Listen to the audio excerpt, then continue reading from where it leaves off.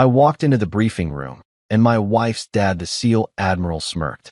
"What's your call sign, Princess?" The men laughed. I said, "Reaper Zero." His face went white. He knew exactly who I was. Look, I've been in some pretty uncomfortable situations in my life. I've flown blind through sandstorms where the visibility was measured in good luck seeing your own hand. I've had my helicopter shot at by people who really didn't want me there. And I once had to sit through a 4-hour presentation about military budgeting that made waterboarding sound like a spa treatment.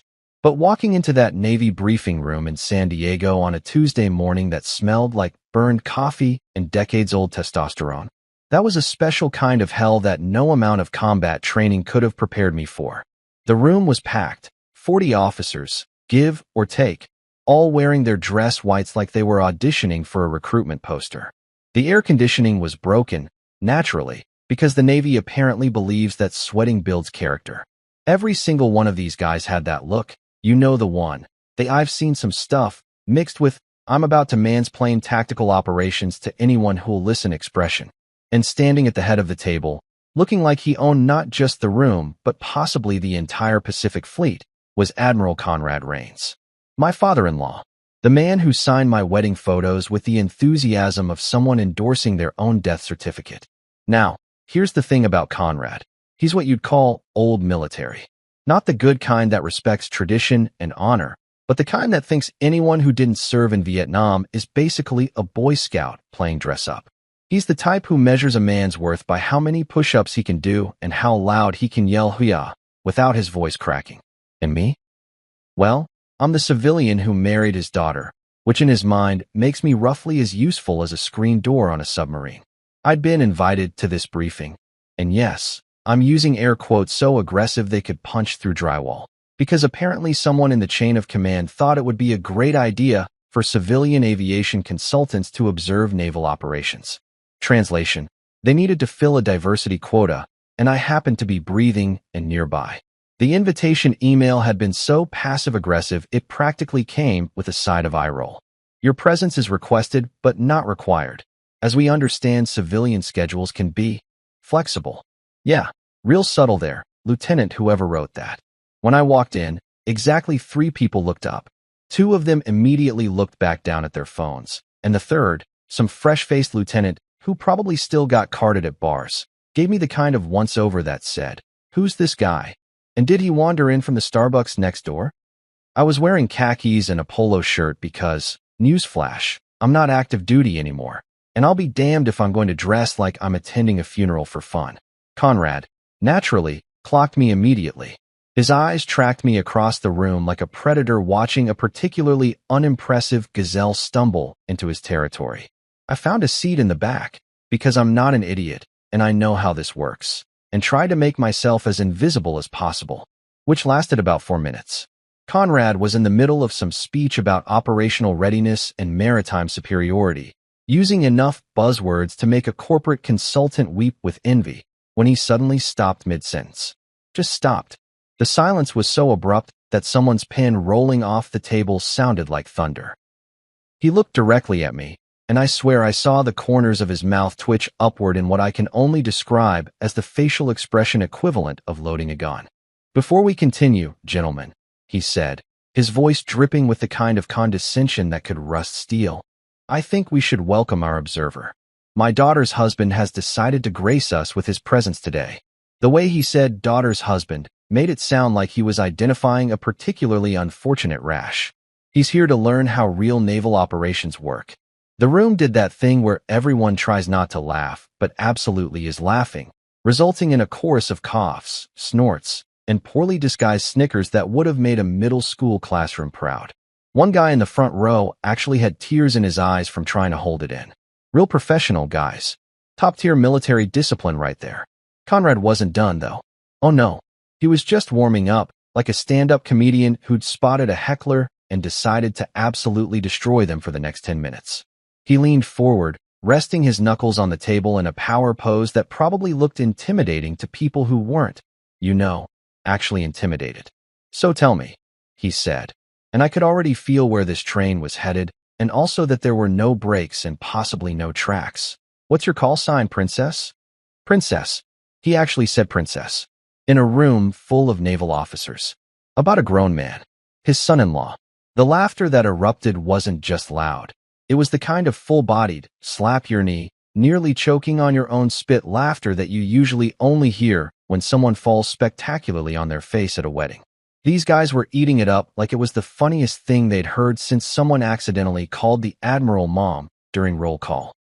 Even the serious-looking commander in the corner who'd been frowning at his tablet like it owed him money cracked a smile.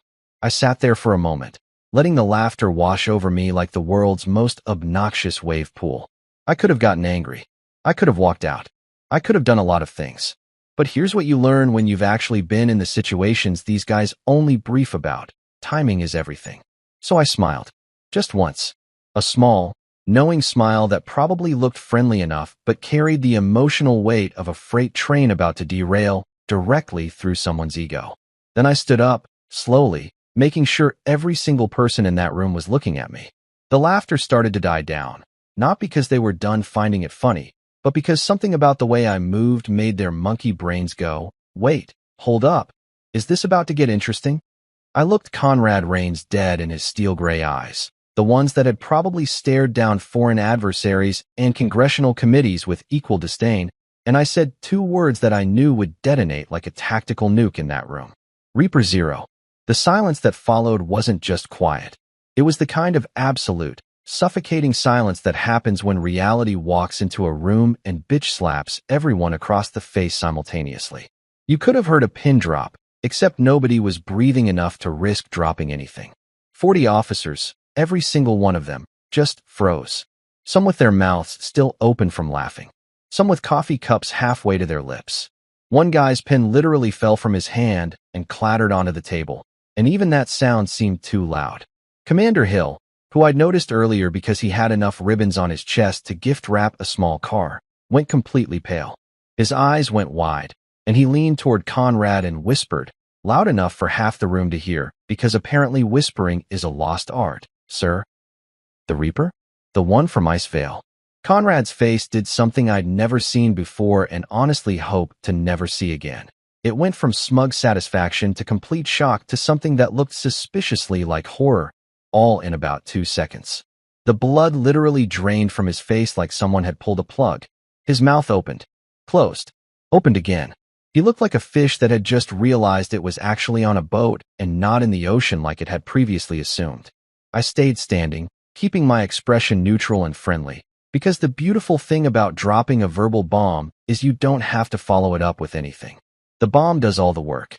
The room stayed frozen for what felt like an hour, but was probably closer to 10 seconds, long enough for every single officer present to mentally rifle through their service knowledge and connect the dots between Reaper Zero and that absolutely insane mission everyone heard about, but nobody talks about, because it's classified 6 ways to Sunday. One lieutenant in the back, couldn't have been older than 25, made a choking sound like he'd just swallowed his own tongue. Another officer dropped his folder, and the papers scattered across the floor with all the dramatic flair of a movie scene. Nobody moved to pick them up. They were all too busy staring at me like I'd just announced I was secretly an alien or possibly Batman. Conrad finally found his voice, though it came out about an octave higher than his usual authoritative boom. "You're that's." He cleared his throat, tried again. "That was you." I nodded once, still smiling that small, pleasant smile that was absolutely murdering him from the inside out. "Yes, sir. That was me. Icevale. February 2019. You might remember it.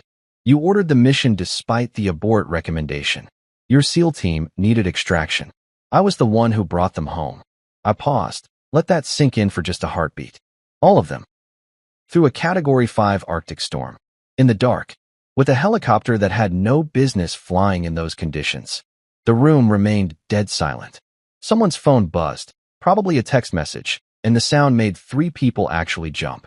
Conrad just stared at me, and I watched in real time as his brain recalculated everything he thought he knew about me. The useless civilian. The guy who married his daughter. The man he'd just called princess in front of 40 subordinates. And in that moment, watching his face cycle through every stage of regret, realization, and raw embarrassment, I had one crystal clear thought that made this entire awkward, sweaty briefing room experience completely worth it. This was going to be fun. Let me tell you about my wife, Talia Rains, because understanding her is basically required reading for understanding why her father is the way he is, and why I've spent the last 3 years of my life feeling like I'm in some kind of extended job interview that I can't actually fail out of, but also can't pass. Talia is what you'd call intimidating in the best possible way. She's 5'7" of pure confidence wrapped in designer clothes and a smile that could either make you feel like the most important person in the world or make you question every life decision that led you to this exact moment. I've seen her walk into a bar packed wall-to-wall with Marines, and I'm talking about the kind of jarheads who bench press small vehicles for fun and silence the entire room just by raising one perfectly sculpted eyebrow. Not saying a word, just the eyebrow. It was like watching a superpower activate in real time.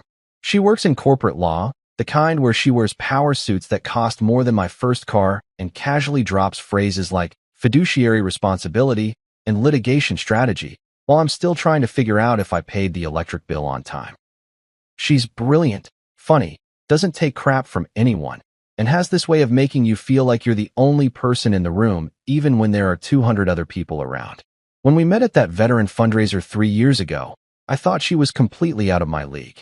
Turns out I was right, but she married me anyway, which either speaks to my incredible charm or her questionable judgment.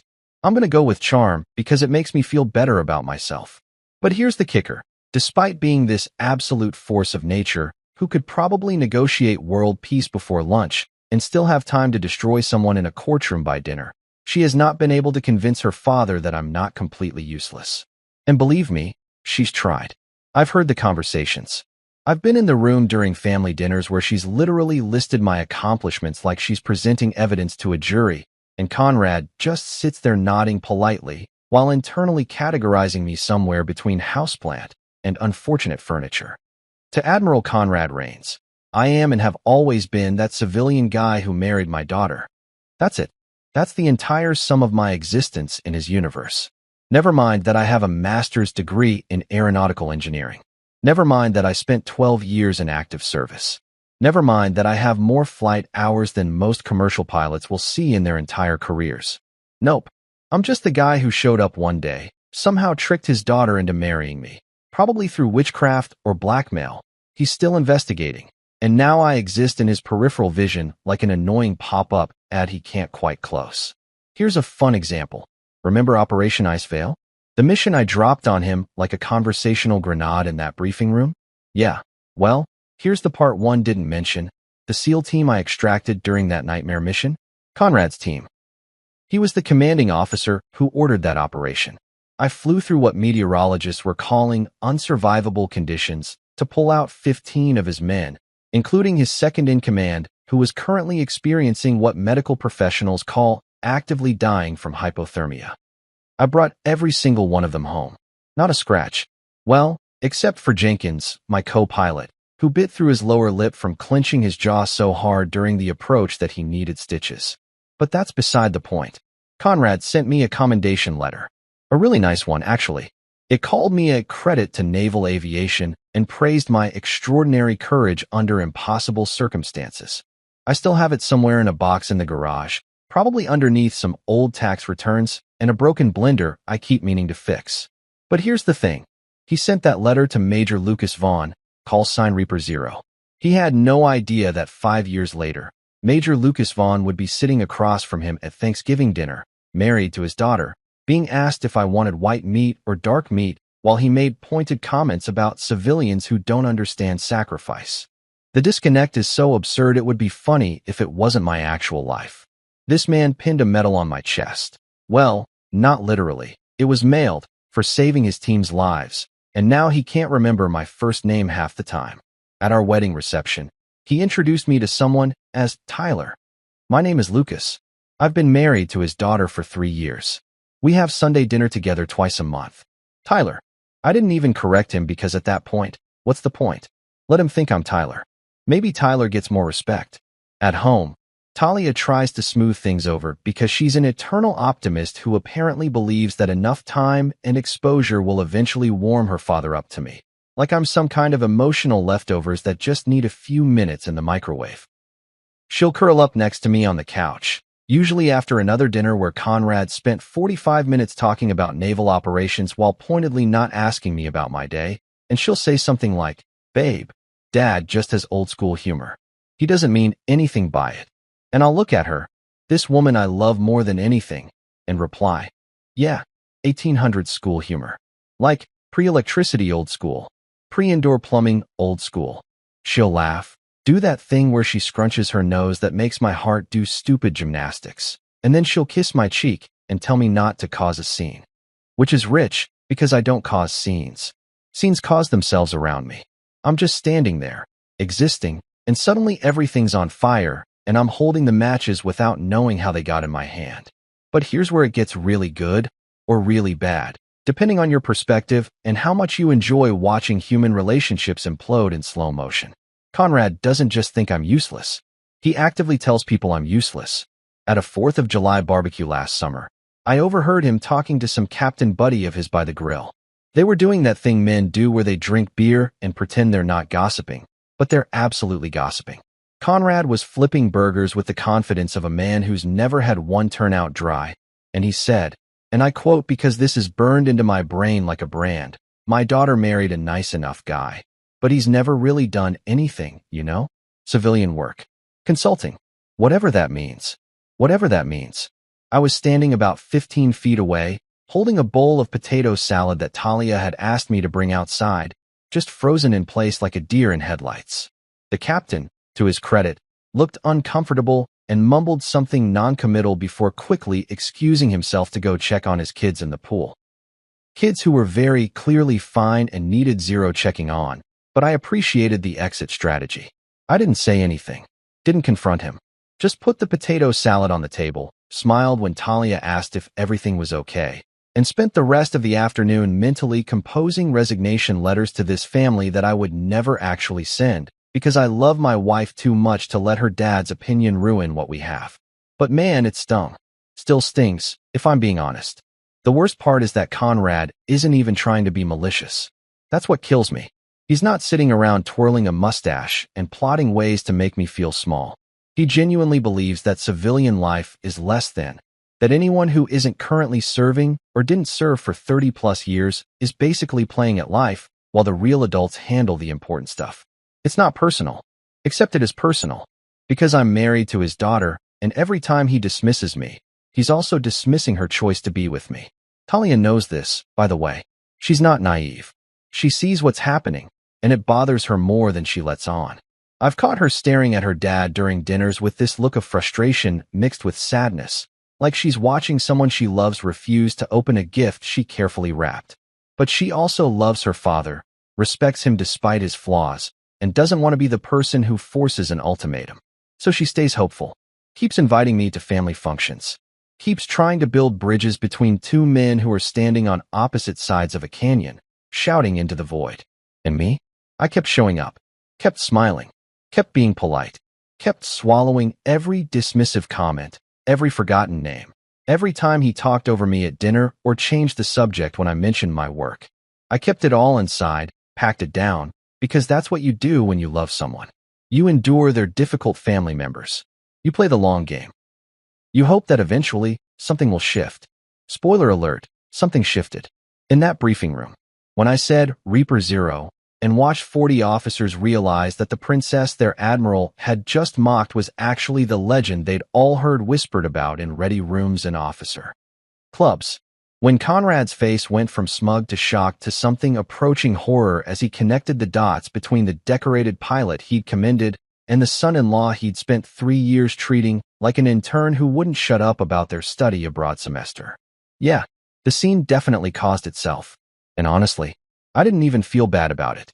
5 years ago, I was Major Lucas Vaughn, and if that name meant anything to you, it meant you either worked in tactical aviation or you'd heard the stories that get passed around at bars when the beer's been flowing and someone inevitably says, "You think that's crazy?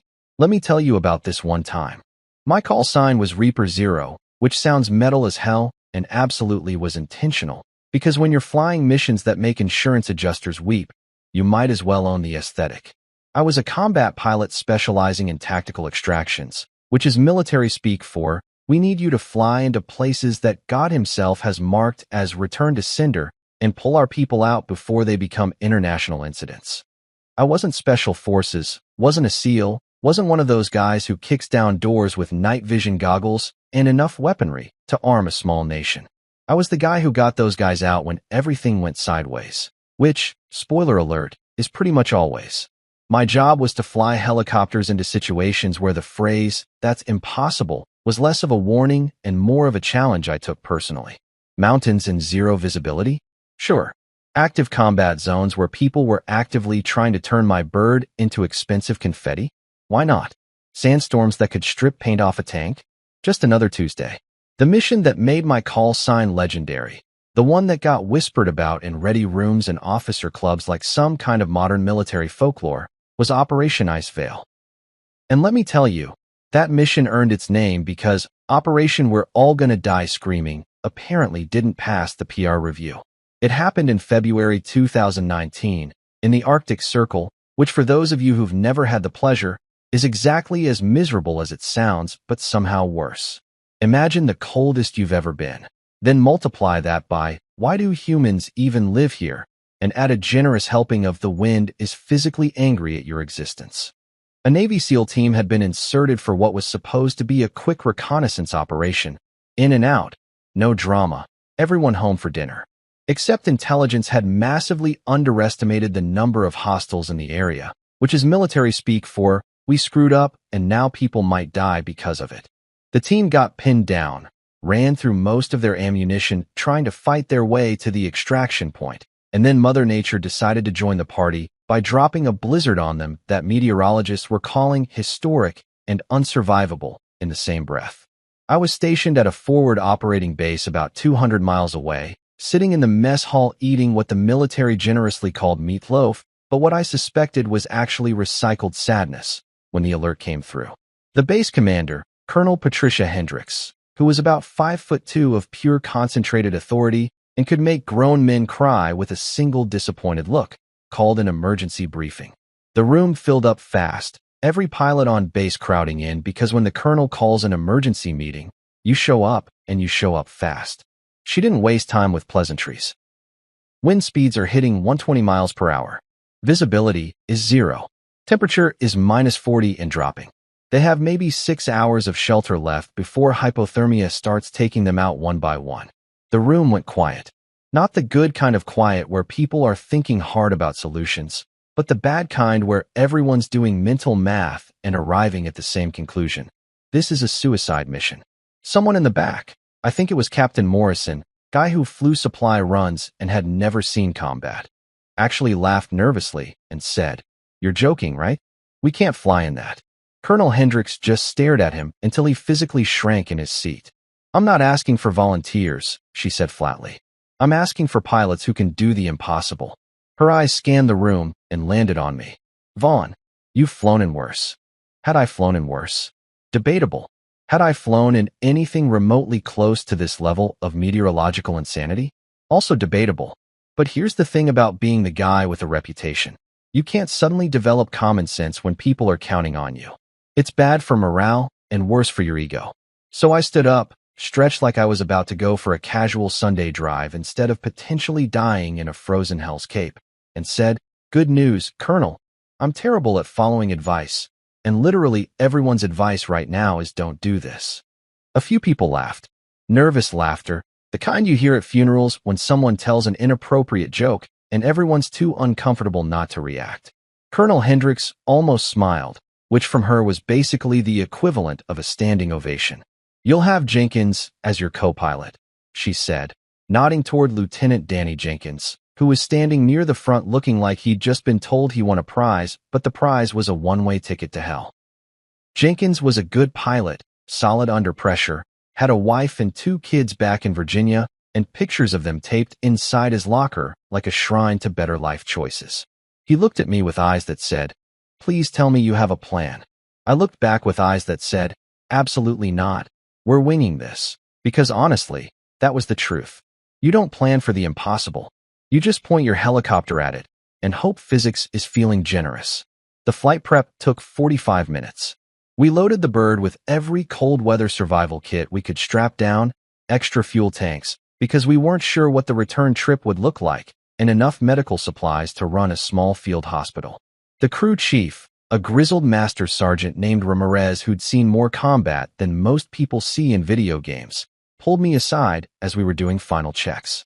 "Sir," he said, and I could tell from his tone this wasn't going to be a pep talk. "You don't have to do this.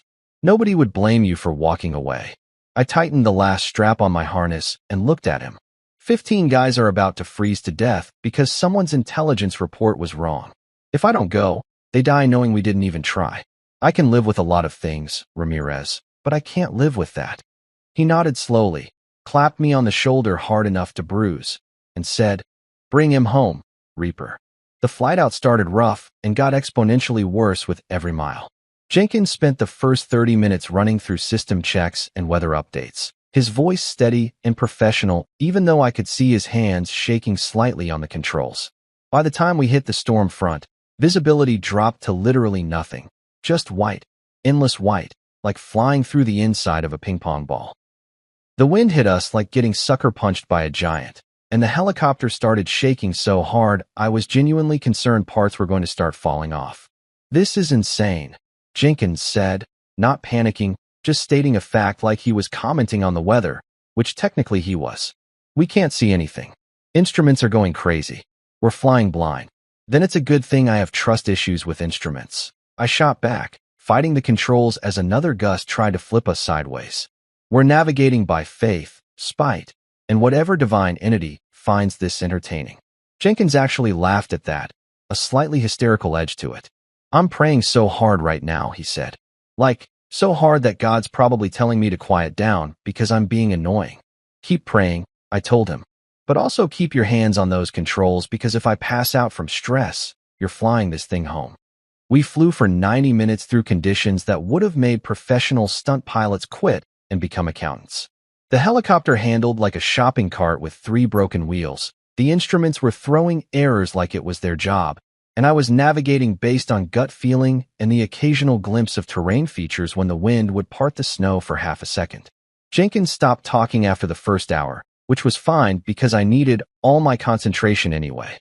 I could hear him breathing, though, fast and shallow, and I knew he was running through all the ways this could go wrong in his head. When we finally found them, it was less tactical precision and more, thank God we didn't fly into a mountain. The SEAL team had taken shelter in a shallow ravine, and I could barely make out their heat signatures through the storm. Landing was out of the question. The ground was uneven and visibility was basically a suggestion. So I had to hover, which in these conditions was like trying to balance a pencil on its point during an earthquake while someone throws rocks at you. The team leader came through on the radio, voice crackling with static, and what I'm pretty sure was shocked that anyone had actually shown up. "Reaper Zero, is that you? Please tell me you're real and not a hypothermia hallucination." "Oh, I'm real," I replied, fighting to keep the bird steady as wind tried to slam us into the ravine wall. "And I'm also questioning my life choices. Get your people on board, now? We don't have much time before this storm makes the current situation look pleasant." They loaded fast, professionals even when half-frozen and completely exhausted. 15 men, some carrying injured teammates, all moving with the kind of desperate efficiency that comes from knowing this is their only shot. The team leader was the last one on, and as he hauled himself into the bird, he looked at me with eyes that had seen too much and said, "You're either the bravest pilot I've ever met or the craziest." "Why not both?" I said, and pulled up before he could answer, the helicopter clawing for altitude through wind that really didn't want us to leave. The flight back was worse than the flight in, if that was possible. We were heavier, the storm was getting stronger, and my arms felt like I'd been bench pressing the sun for 3 hours straight. Jenkins had progressed from praying quietly to praying out loud, a constant stream of please God, please, that honestly was kind of comforting because it meant he was still conscious. One of the SEALs in the back was in bad shape, medic working on him with the kind of controlled urgency that meant time was running out. We made it back. Barely. I set that helicopter down so hard the landing gear complained, but we were down and everyone was alive, and that was literally all that mattered. The base erupted in cheers, people running toward us from everywhere, and I just sat in the pilot's seat for a minute, hands still gripping the controls, trying to remember how to breathe normally. The SEAL team leader found me later in the debriefing room. Lieutenant Mason Rains, though I didn't know his last name was significant then. He shook my hand so hard I thought he might dislocate my shoulder and said, "You saved our lives. All of us. I don't know how to thank you." I just shrugged, too tired for eloquence. Thank me by staying alive and doing something worth the risk. He died 6 months later. Different mission, different storm. Same commander making the calls, Admiral Conrad Rains. His brother. The universe has a cruel sense of irony sometimes. I met Talia at a veteran fundraiser in downtown San Diego, which is exactly the kind of place you'd expect to meet your future wife if you're the romantic type who believes in fate and destiny and all that Hallmark movie nonsense. I'm not that type, for the record. I'm the type who showed up because my buddy Dave, who I flew with back in the day and who's now working some cushy defense contractor job, guilt me into buying a ticket by saying, "Come on, man, it's for a good cause. Plus there's an open bar and you literally have nothing better to do on a Saturday night."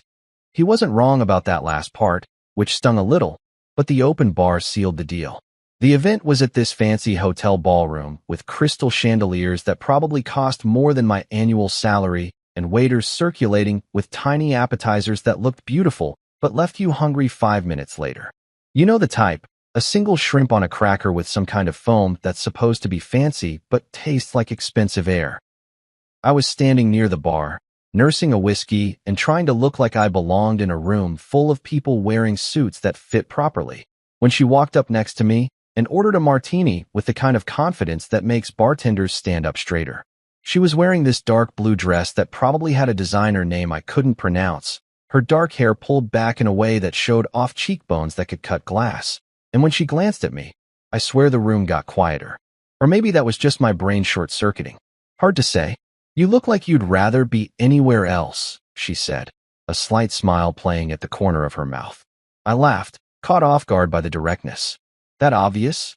You've been standing in the same spot for 20 minutes. You haven't touched the appetizers even though the crab cakes are actually decent, and you're drinking whiskey at a wine and champagne event," she said, taking her martini from the bartender with a nod of thanks. "So yeah, pretty obvious." In my defense, I said, the whiskey was a tactical choice. Wine gives me a headache and champagne makes me feel like I'm at a wedding I wasn't invited to.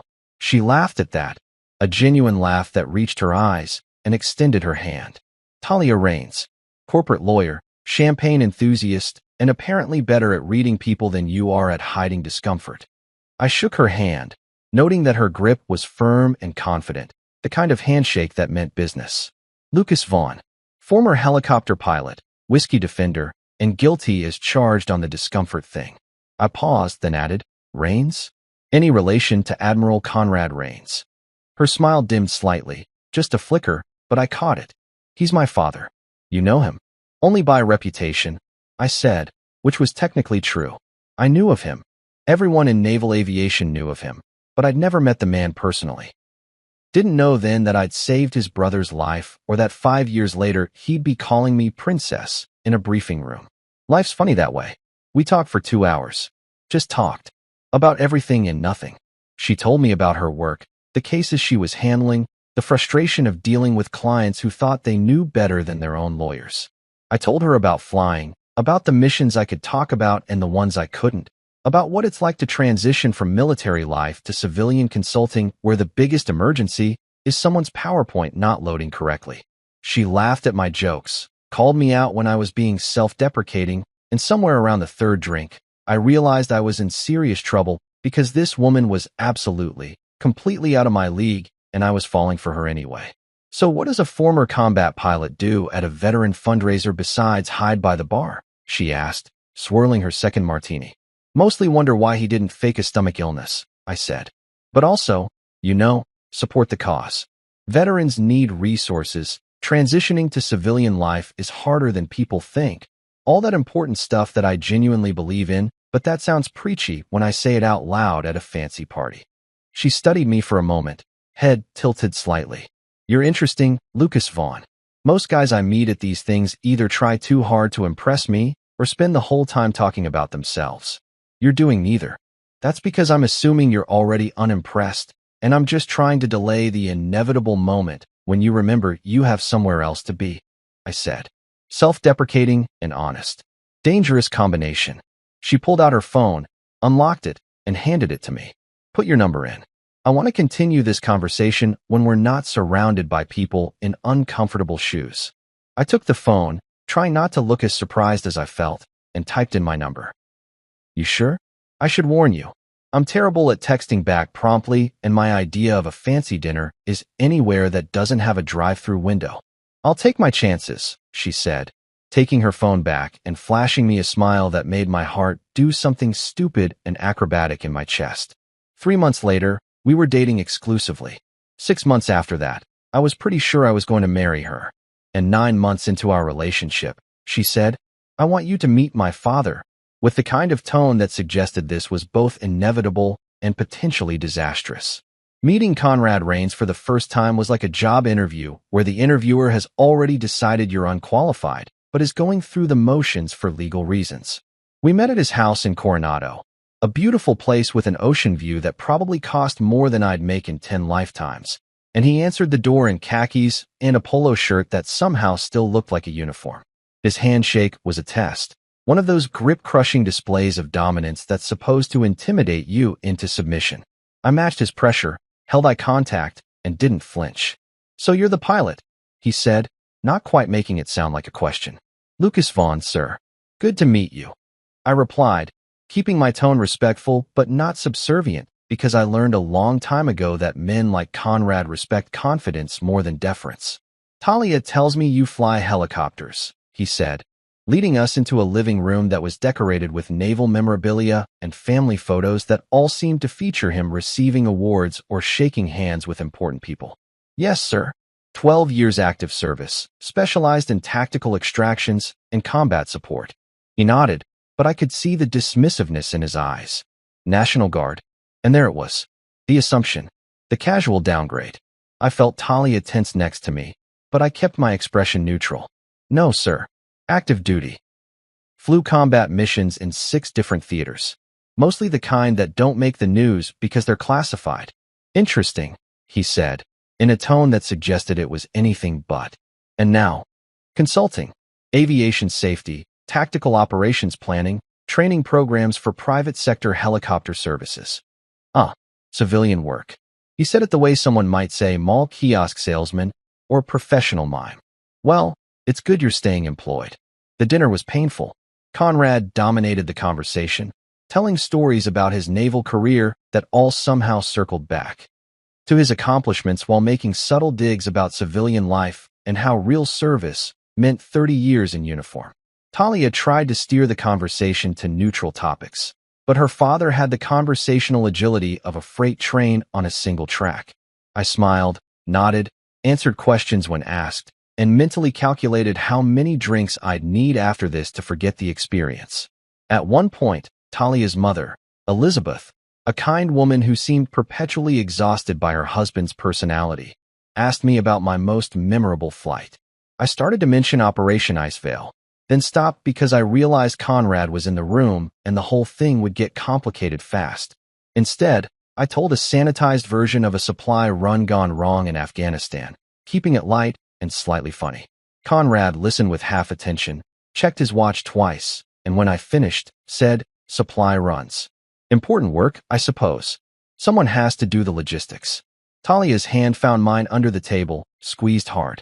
I squeezed back, a silent communication that meant, I'm fine, don't murder your father at dinner. When we left that night, Talia was furious in a way I'd never seen before. We sat in my car in her father's driveway, and she just started apologizing, rapid fire, words tumbling over each other. I'm so sorry. That was awful. He was so rude. I don't know why he's like this. You didn't deserve that. I should have warned you better. I stopped her by kissing her, which shut her up effectively and also seemed like a better use of our time than rehashing how her father thought I was basically a glorified taxi driver. When I pulled back, I said, hey, I've been shot at by people who actually wanted me dead. Your dad just doesn't know what to do with someone who married his daughter and didn't ask his permission first. I can handle it. You shouldn't have to handle it, she said quietly. Maybe not, but I'm handling it anyway because you're worth it. She looked at me with those eyes that made me want to promise her the world, then said, "I love you. You know that." "I do now," I replied, and meant it more than I'd meant anything in my life. A year later, we got married. The wedding was beautiful. Talia planned every detail with the precision of a military operation, which I found both hilarious and fitting given her family background. Her mother cried happy tears, her friends gave touching speeches, and Conrad gave a toast that was technically appropriate but loaded with enough subtext to sink a battleship. "To my daughter's husband," he said, raising his glass with a smile that didn't reach his eyes. "May his landings be smoother than his career choices." The room laughed. Polite, uncomfortable laughter from people who weren't sure if this was affectionate ribbing or an actual insult. I knew which one it was. So did Talia, who looked like she wanted to throw her bouquet at her father's head. I stood up, raised my own glass, and looked Conrad dead in the eye. "And to my father-in-law, may his next promotion include humility." The laughter that followed was different. Surprised. Genuine. A few people actually applauded. Talia kicked me under the table, hard enough to leave a bruise I'd find later. But she was also trying not to smile. Conrad's expression flickered between shocked, annoyed, and something that might have been respect if you squinted hard enough. We didn't talk for the rest of the reception, but I'd made my point. I wasn't going to be the quiet son-in-law who took every dismissive comment with a smile. I was going to push back. Politely, but firmly. Looking back now, that was probably the moment Conrad decided I was either interesting or a problem. Maybe both. Either way, I'd stopped being invisible to him, which was progress. Even if he still didn't know I was the pilot who'd saved his brother's life. That revelation was coming. Just needed the right moment. In a briefing room full of witnesses. The thing about being retired from active duty is that you think you're done with the military, but the military is never quite done with you. It's like that ex who keeps showing up at parties you're trying to enjoy, standing in the corner, making eye contact across the room until you have to acknowledge them. Except instead of an awkward conversation about who kept the good coffee maker, it's official government correspondence with words like requested, advisory capacity, and your expertise would be valuable, which is bureaucratic speak for, we need you to show up, or we'll make your life administratively difficult. So when I got the letter, actual physical mail, because apparently the Navy still thinks it's 1985 and email is a passing fad, summoning me to Naval Base San Diego for a joint operations brief, my first reaction was to laugh. Then I read it again and realized they were serious. The letter was signed by some captain I'd never heard of, but the language was formal enough to suggest this wasn't optional. Your presence is requested as a civilian aviation consultant to observe and provide potential input on tactical helicopter operations. Translation: sit in a room, look interested, maybe answer a question if someone feels charitable enough to acknowledge you exist. I showed the letter to Talia over breakfast, sliding it across the kitchen table while she was scrolling through her phone and eating yogurt with the kind of focused intensity she brought to everything in her life. She picked it up, read it, and her expression shifted from curious to concerned to something that looked suspiciously like she was trying not to laugh. "They want you at Dad's briefing," she said, looking up at me with those eyes that could read a situation faster than most people could blink. Apparently, I took a sip of coffee, which had gone lukewarm while I'd been reading the letter for the 15th time. Think it's a coincidence? With my father? Nothing's a coincidence. Everything's a power move disguised as protocol. She set the letter down and leaned back in her chair. "You don't have to go, you know. You're retired. They can't actually make you do anything." "True," I said, considering it. "But if I don't show up, Conrad wins whatever game he's playing. And I'm petty enough that I'd rather sit through a boring briefing than give him the satisfaction of thinking I'm intimidated." She smiled at that, the kind of smile that suggested she knew exactly how petty I could be and found it endearing rather than concerning. "Just promise me you won't start anything." "Me? Start something?" I'm a model of restraint and professionalism. I said it with such conviction that even I almost believed it. "You told my father his next promotion should include humility at our wedding reception." That was different. That was justified sass. This is just sitting quietly in a room full of naval officers while they talk about things I probably already know. How much trouble could I possibly get into? Famous last words. Truly, if there's ever a documentary about my life, that clip will play right before the dramatic music starts, and everything goes sideways. The drive to San Diego took about 40 minutes through traffic that made me appreciate why people pay extra to live near their jobs. I'd been to the naval base before, consulting work, a few training sessions, the occasional meeting that could have been an email, but someone decided needed to be in person because military culture loves meetings the way toddlers love pudding. The base looked the same as always. Imposing gates, serious-faced guards who checked my ID like I might be a foreign spy disguised as a slightly tired civilian in khakis, and enough concrete and chain-link fence to make you forget that the ocean was literally right there being beautiful and free. I parked in the visitor lot, grabbed my laptop bag even though I knew I wouldn't need it. Old habits from years of service, and made my way to the administrative building where the briefing was being held. The air conditioning hit me like a blessing as soon as I walked inside, a stark contrast to the San Diego heat that was doing its best impression of the surface of the sun. A young petty officer at the front desk checked my name against a list, gave me a visitor badge that said civilian consultant in letters large enough to be read from space, and directed me to the third floor, Conference Room B. Conference Room B turned out to be one of those large briefing rooms with tiered seating, a massive screen at the front, and enough American flags to stock a 4th of July parade. I arrived about 10 minutes early. Punctuality was beaten into me during basic training and apparently never left, which meant the room was already half full with officers milling around, chatting in that pre-meeting way where everyone's pretending to be casual but is actually sizing each other up and calculating who's going to sit where based on rank and social dynamics. I grabbed a seat in the back row, the universal language for, "I'm here, but I'd rather not be," and pulled out my phone to check messages. Talia had texted, "Remember, you promised not to start anything." I sent back a thumbs-up emoji, which was non-committal enough to be technically honest while leaving myself room for interpretation later. The room continued to fill up. I recognized a few faces from my active duty days. Captain Reynolds, who'd put on some weight, but still had that drill sergeant energy. Commander Martinez, who I'd flown with on a training exercise once, and who'd spent the entire flight talking about his boat. A handful of lieutenants who all looked impossibly young and eager in a way that made me feel ancient despite being only 38. None of them recognized me, which was fine.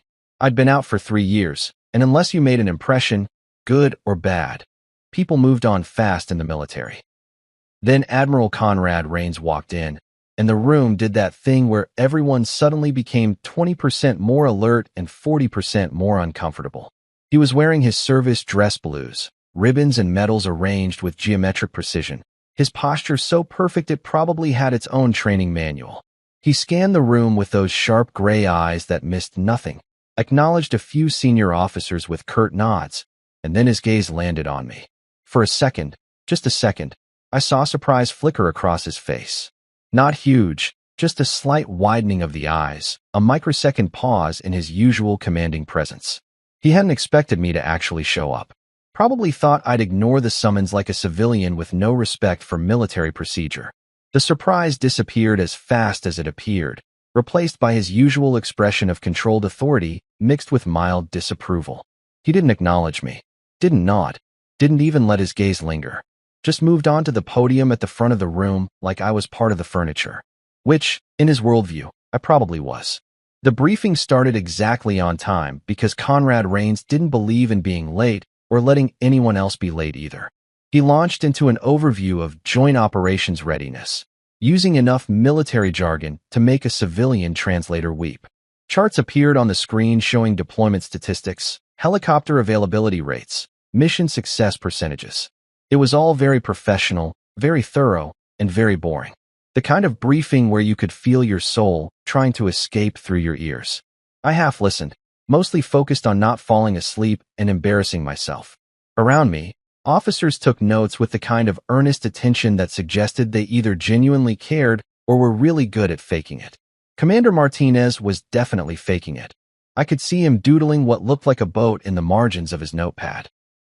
About 30 minutes in, Conrad moved on to a section about tactical helicopter operations in hostile environments. This was actually my area of expertise, the stuff I'd done for 12 years before hanging up my flight suit. He was talking about risk assessment, abort protocols, weather considerations, all the things that separate successful missions from smoking craters, and awkward phone calls to families. The key to successful extractions, Conrad said, his voice carrying that authoritative boom that made you want to stand up straighter even when sitting down, is knowing when to proceed and when to abort. A pilot who can't make that call has no business flying tactical missions. I felt my jaw tighten slightly. Because I knew, and he didn't know that I knew, that he'd overruled an abort call on Icevale. His own brother had been on that mission, and Conrad had decided that proceeding was more important than safety. Mason Rains had survived, but the mission had cost them. And 6 months later, Mason died on another operation under similar circumstances. An officer in the front row, young lieutenant, couldn't have been more than 25, raised his hand tentatively. Sir, what about situations where command overrules a pilot's abort recommendation? How do we balance operational necessity with safety? The room got quieter. It was a good question, the kind that made everyone uncomfortable because it implied that maybe the chain of command wasn't always right. Conrad's expression didn't change, but I saw his shoulders tense slightly. A commander makes decisions based on the bigger picture, he said carefully. Sometimes that means accepting calculated risks. A pilot's perspective is limited to their immediate situation. Command has to consider strategic objectives. It was a politician's answer. Technically correct, but fundamentally avoiding the actual question. The lieutenant nodded and sat back, apparently satisfied or at least smart enough not to push further. I almost said something. Almost. The words were right there, loaded and ready. What about when those calculated risks get people killed? But I didn't. Because I promised Talia I wouldn't start anything, and also because the timing wasn't right. If I was going to call out Conrad Rains, it needed to be when it would have maximum impact. The briefing continued. More charts, more statistics, more discussion about readiness levels and deployment rotations. Officers asked questions that were either genuinely curious or designed to make themselves look engaged for the Admiral's benefit. Conrad answered each one with practiced efficiency, the kind that came from decades of briefings just like this one. And then, about 45 minutes in, he did something I wasn't expecting. He paused, looked around the room with that expression that suggested he was about to say something he found amusing, and his eyes landed on me again. Before we move forward, he said, and I felt a cold sense of dread settle in my stomach because I knew. I just knew that whatever was coming next was going to be aimed directly at me. I think we should properly introduce our civilian observer. He gestured toward me with the kind of casual dismissiveness that was an art form. Gentlemen, this is Mr. Vaughn, my daughter's husband. He's here to observe and learn how actual naval operations are conducted. The room turned to look at me. 40 faces, most of them neutral, a few curious, one or two with barely concealed smirks because Conrad had just very publicly labeled me as the amateur in the room. The son-in-law who needed to be educated. The civilian who didn't understand real military work. I could have let it go. Could have just nodded politely and let the briefing continue. Could have been the bigger person. But where's the fun in that? I stood up slowly, making sure I had everyone's attention before I spoke. The room was silent, waiting to see how the civilian would respond to being called out by an admiral. Thank you for the introduction, sir, I said, keeping my voice respectful but not subservient. Though I should clarify, I'm not here to learn. I'm here because someone in your command thought my expertise in tactical helicopter operations might be valuable for this discussion. I paused, let that sink in. But I appreciate the warm welcome. A few officers shifted uncomfortably. Conrad's expression hardened slightly, his eyes narrowing just a fraction. I could see him recalculating, trying to figure out if I'd just challenged him or if I was being genuine. Before he could respond, I sat back down. Mission accomplished. The tension in the room was palpable. Commander Martinez had stopped doodling his boat. Captain Reynolds was staring at me with an expression somewhere between impressed and horrified. The young lieutenant who'd asked about abort protocols looked like he'd just witnessed something he wasn't sure he should have seen. Conrad cleared his throat, regaining control of the room. Well then, he said, his voice carrying an edge that could cut steel. Perhaps Mr. Vaughn can enlighten us with his civilian consulting perspective. It wasn't a request. It was a challenge. And I just walked right into it. This was it. The moment. I could back down, demur politely, say something safe and professional that wouldn't ruffle any feathers. Or I could commit to the chaos and see where it led. Spoiler, I committed to the chaos. Obviously. You know that feeling when you're standing on the edge of a diving board, looking down at water that's either going to be refreshing or painfully cold, and there's a crowd of people watching to see if you're actually going to jump? That was me, standing in that briefing room with 40 pairs of eyes locked on me, and Conrad Rains looking at me like I was a bug he was deciding whether to swat or ignore. The air conditioning seemed louder suddenly. Or maybe that was just my brain trying to find something to focus on besides the fact that I was about to either cement my reputation or destroy it in front of an audience that included some of the Navy's finest. I stayed standing because sitting felt like retreating, and I'd learned a long time ago that body language is half the battle when you're dealing with alpha personalities who measure dominance in posture and eye contact. Conrad was still at the podium, one hand resting casually on the edge like he owned not just the room, but the entire concept of authority. His expression was neutral, but I could see the challenge in his eyes, the same look a poker player gets when they're holding a decent hand and want to see if you'll fold. Well, he prompted, his voice carrying that edge of impatience that suggested my thinking time was over, and he was ready for me to either impress him or confirm all his worst assumptions about civilians. You mentioned expertise. Perhaps you'd like to share some insights on tactical helicopter operations? Specifically, how you'd handle a high-risk extraction in adverse weather conditions. Oh, he was good. He'd picked the exact scenario that he thought would expose me as an armchair consultant who talked big but had never actually done the work. The room was watching with the kind of attention people give to car accidents. Horrible to witness, but impossible to look away from. Commander Martinez had his pen poised over his notepad like he was about to take notes or draw a cartoon of my humiliation, unclear which. I could have given him a textbook answer. Could have spouted off some generic tactical principles that would have been technically correct, but boring enough to make everyone's eyes glaze over. Could have played it safe. Instead, I decided to tell a story. High-risk extraction in adverse weather. I repeated, nodding slowly like I was considering the question deeply. That's a good scenario. Hypothetically or based on actual experience. Either, Conrad said, and I caught the slight narrowing of his eyes that meant he was wondering where I was going with this. All right, then let me tell you about a real one, I said, shifting my weight slightly, getting comfortable because this was going to take a minute. February 2019, Arctic Circle, temperature -40 and dropping. 15-man SEAL team pinned down, surrounded, running out of ammunition and time. Weather conditions were what meteorologists were calling unsurvivable. Winds hitting 120 miles per hour, visibility 0, and a blizzard that was only getting worse. I saw a few officers sit up straighter. This wasn't textbook theory anymore. This was specific enough to be real, and people in military circles loved real stories, especially ones that sounded like they shouldn't have ended well. The base commander asked for volunteers to attempt extraction. I continued, watching Conrad's face carefully now because I could see recognition starting to dawn in his eyes. A slow-building realization that was absolutely beautiful to witness. Everyone said it was suicide. Every single person with flight experience said the smart move was to wait for the storm to pass, even though waiting meant those 15 men would likely freeze to death before conditions improved. The room was dead silent now. Even the air conditioning seemed to have gotten quieter, or maybe everyone was just holding their breath. Commander Martinez had stopped pretending to take notes, and was just staring at me with an expression that suggested he'd figured out where this was going and couldn't quite believe it. One pilot said yes. I went on, and I could see Conrad's knuckles going white where he gripped the podium because he knew.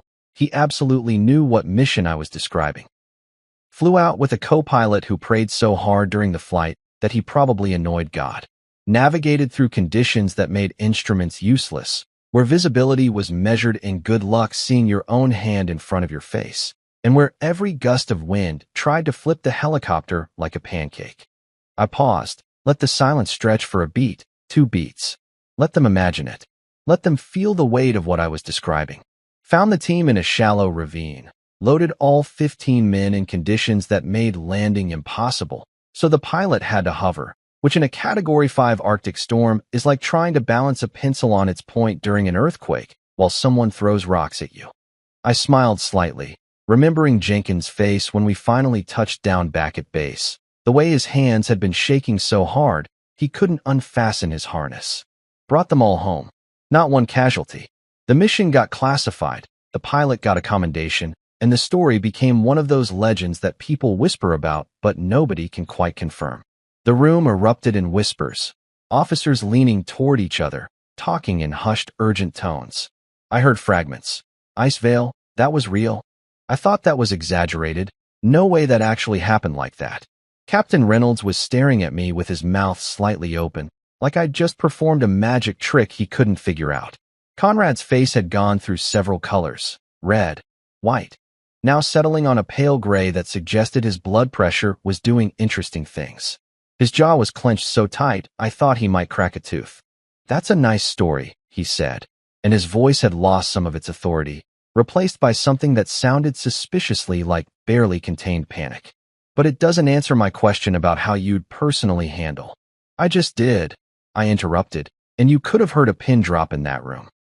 Interrupting an admiral was career suicide if you were active duty, but I was a civilian and technically couldn't be court-martialed for being rude. That was me.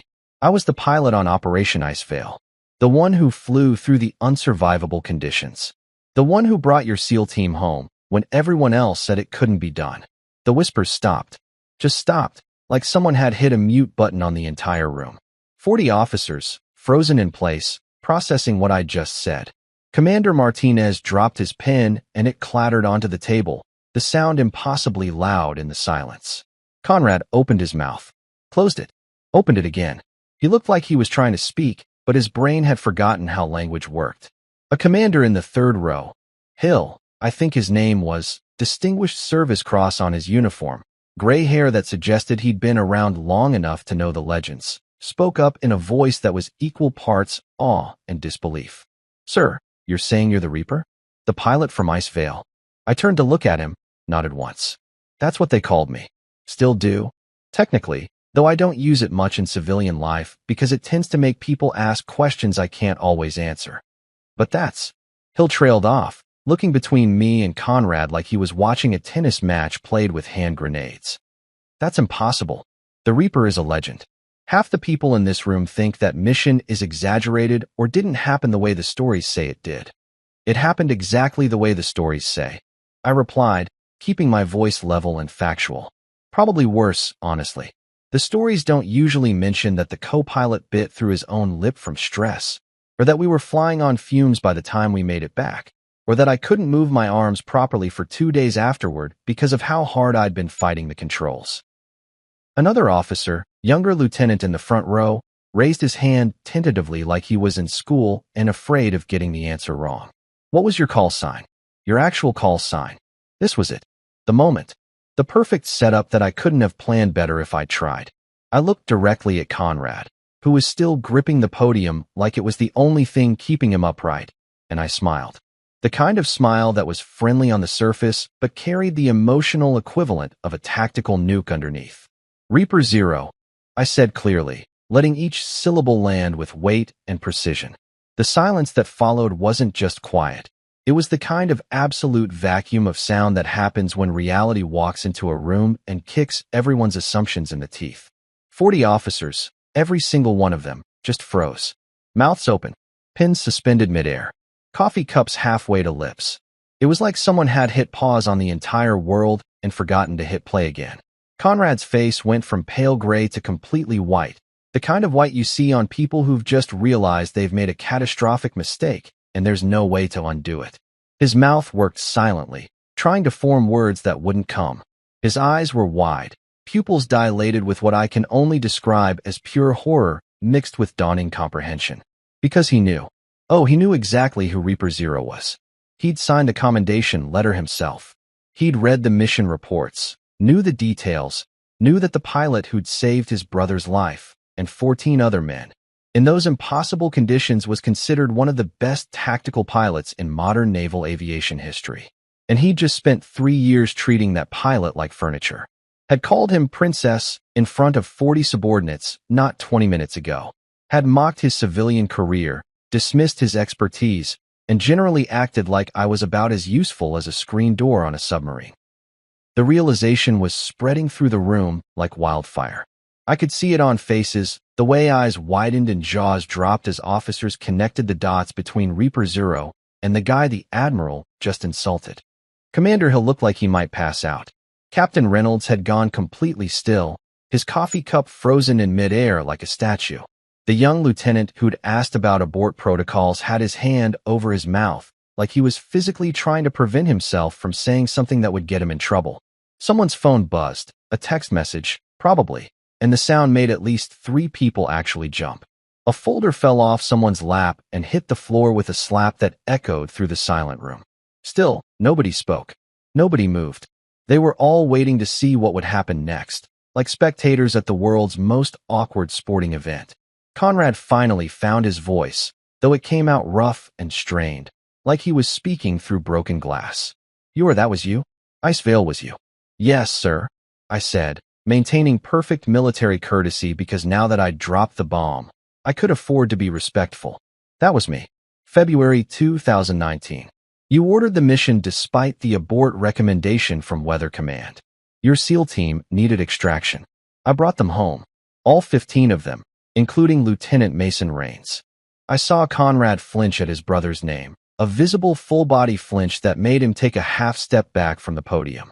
His knuckles were white, his jaw clenched so hard I thought he might shatter his own teeth. Mason was. He started, then stopped, then tried again. My brother was on that mission. I know, sir. He was second in command. Good man. Kept his team calm during extraction even though he was hypothermic and probably in shock. He shook my hand afterward, told me I'd saved all their lives. I paused, let that hang in the air. He died 6 months later. Different mission. I'm sorry for your loss. The room was still silent, but it was a different kind of silence now. Not shock, but something heavier. Grief, maybe. Recognition of sacrifice. The kind of moment that happens when you're reminded that behind all the ranks and protocols and military efficiency, there are actual human beings with families and histories and losses they carry. Conrad swayed slightly, like someone had physically pushed him. His eyes were unfocused, staring past me at something only he could see.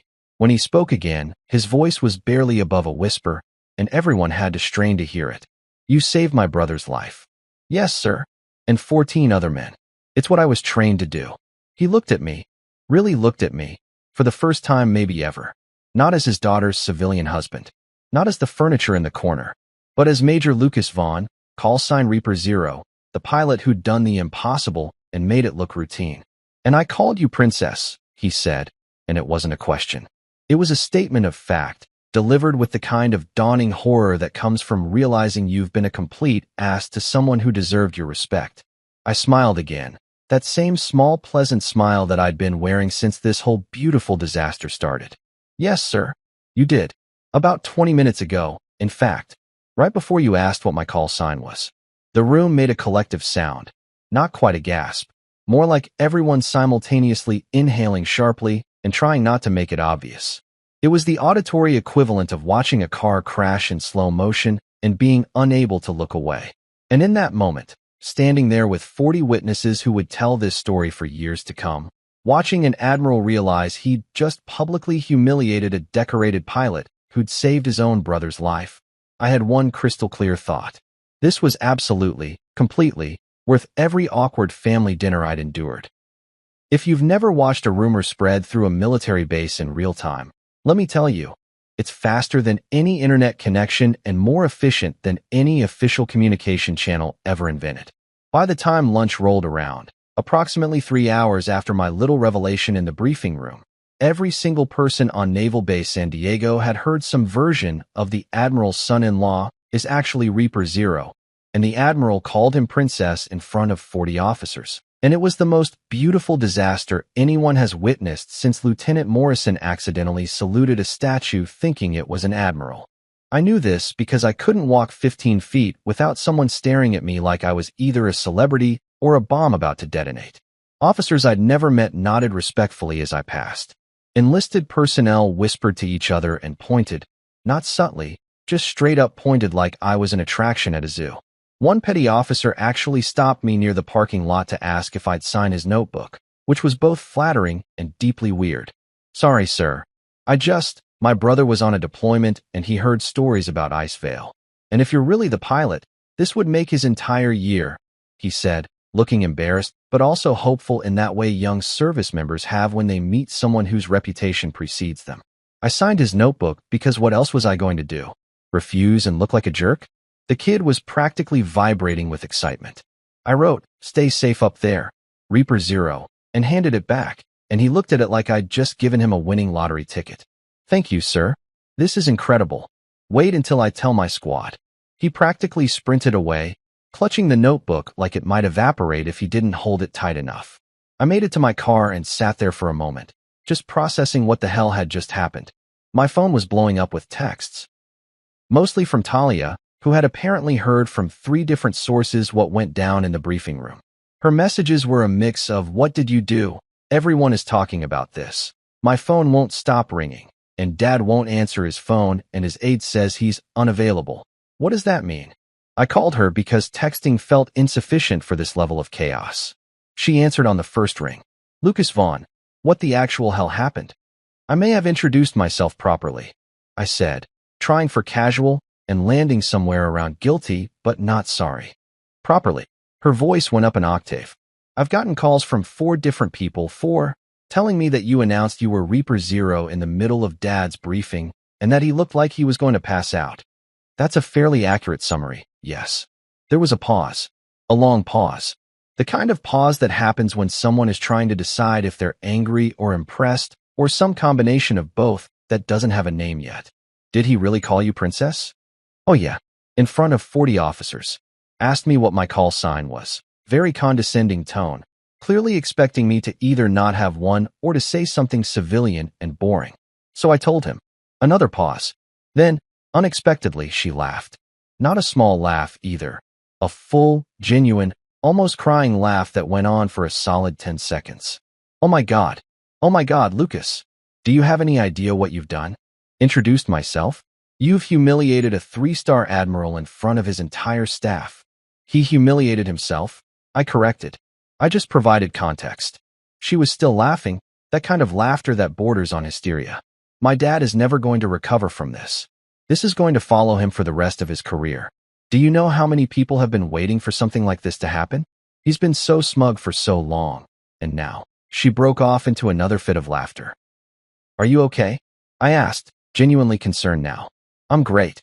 This is the best thing that's happened in years. I love you so much right now." She was definitely crying with laughter at this point. I wish I could have seen his face. It was pretty spectacular, I admitted. He went through about 6 different colors.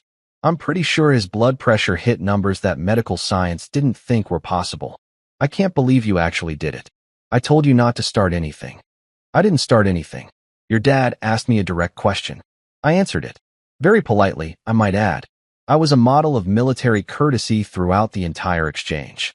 "You're impossible," she said, but she was still laughing, so I figured I wasn't in too much trouble. "Okay, I have to go. I have 3 more calls coming in, and one of them is from Mom, which means this has reached peak family drama levels. Come home tonight and tell me everything. Every single detail. I want the full story with all the reactions." "Will do. Love you." "Love you too, you beautiful chaos agent." She hung up, and I sat there in my car, air conditioning blasting, watching naval personnel walk by and occasionally glance at my car like they knew who was inside. This was surreal. This was absolutely, completely surreal. My phone buzzed again. A text from an unknown number. "Sir, this is Lieutenant Grace Moore, Admiral Rain's aide. The Admiral requests that you remain on base for the afternoon. He'd like to speak with you privately at 1500 hours. His office, Building 12, 3rd floor." I stared at the message. Requests. Sure. When an admiral requests something, what he means is do this or there will be consequences. I texted back, "I'll be there." The response came immediately. "Thank you, sir." I had 3 hours to kill, so I went to the base commissary and grabbed lunch. A surprisingly decent chicken sandwich and some chips that were definitely stale, but I ate them anyway, because stress eating is a valid coping mechanism. The commissary was packed with the lunch rush, and I swear at least a dozen people recognized me. The conversations would stop mid-sentence when I walked by, then resume in urgent whispers the moment I passed. At one table, I overheard 2 lieutenants talking. Heard he flew through a Category 5 storm. Impossible. The helicopter would have been torn apart. Saved 15 SEALs, including the Admiral's brother.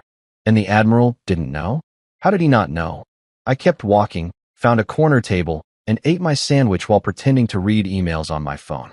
In reality, I was trying not to think about the conversation I was about to have with Conrad in approximately 2 hours and 45 minutes. After lunch, I wandered around the base, killing time. Stopped by the aviation hangar because old habits die hard, and I can't resist looking at helicopters even when I'm not flying them anymore. The hangar was massive, housing about a dozen birds in various states of maintenance. The smell hit me immediately: jet fuel, hydraulic fluid, metal, and something else that's hard to describe but that every pilot knows instinctively. It's the smell of readiness, of potential, of machines that can kill you or save you depending on how you treat them. A crew chief was working on one of the birds, a young woman with her sleeves rolled up and grease on her hands. She glanced up when I approached, did a double take, and her eyes went wide. "You're him," she said, not a question. "I'm someone," I replied diplomatically. "Reaper Zero. Everyone's talking about it. You really flew Ice Veil." She stood up, wiping her hands on a rag that looked like it had never been clean in its entire existence. "I did." She looked at the helicopter she'd been working on, then back at me. "What's it like, flying in conditions like that?" "I mean, I've flown through some bad weather, but nothing like what the stories say about Ice Veil." I considered the question. Honestly, terrifying. Every instinct you have is screaming at you to turn around, to land, to do anything except keep flying forward. Your instruments are lying to you. Your body is lying to you, and the helicopter is fighting you every second. You're not flying so much as negotiating with physics and hoping it doesn't decide to kill you. She nodded slowly, absorbing that. "But you kept going. People were depending on me. That's the job. You don't get to quit just because it's hard." I looked at the bird she was maintaining, recognized it as one of the newer models. "You take good care of this one. Someone's life might depend on your work someday." "Yes, sir," she said, straightening up a little. "I will." I left the hangar feeling oddly emotional, like I'd just passed some kind of torch I didn't realize I was carrying. The military does that, makes you feel connected to people you've never met, part of something bigger than yourself even when you're technically not part of it anymore. At 1,445 hours, I made my way to Building 12. The receptionist on the third floor recognized me immediately, not surprising given that my face was probably the most discussed topic on base today, and directed me to wait in a small conference room adjacent to the Admiral's office. The room was sterile and professional, with a table, 6 chairs, and a painting of a naval battle that looked historically significant but that I couldn't identify. I sat down and waited. The clock on the wall ticked loudly, each second feeling like an hour. I wasn't nervous exactly, but I was definitely feeling something. Anticipation, maybe, or the kind of tension that comes before a conversation you know is going to be significant. At exactly 1,500 hours, the door opened and Admiral Conrad Rains walked in. He looked older than he had this morning. Not physically older, but worn down, like someone had taken sandpaper to his usual confidence and authority. His uniform was still perfect, his posture still military straight, but something in his eyes was different. Vulnerable, maybe. Human. He closed the door behind him, stood there for a moment like he was gathering his thoughts, and then said, "I owe you an apology." I hadn't been expecting that. Not even a little bit.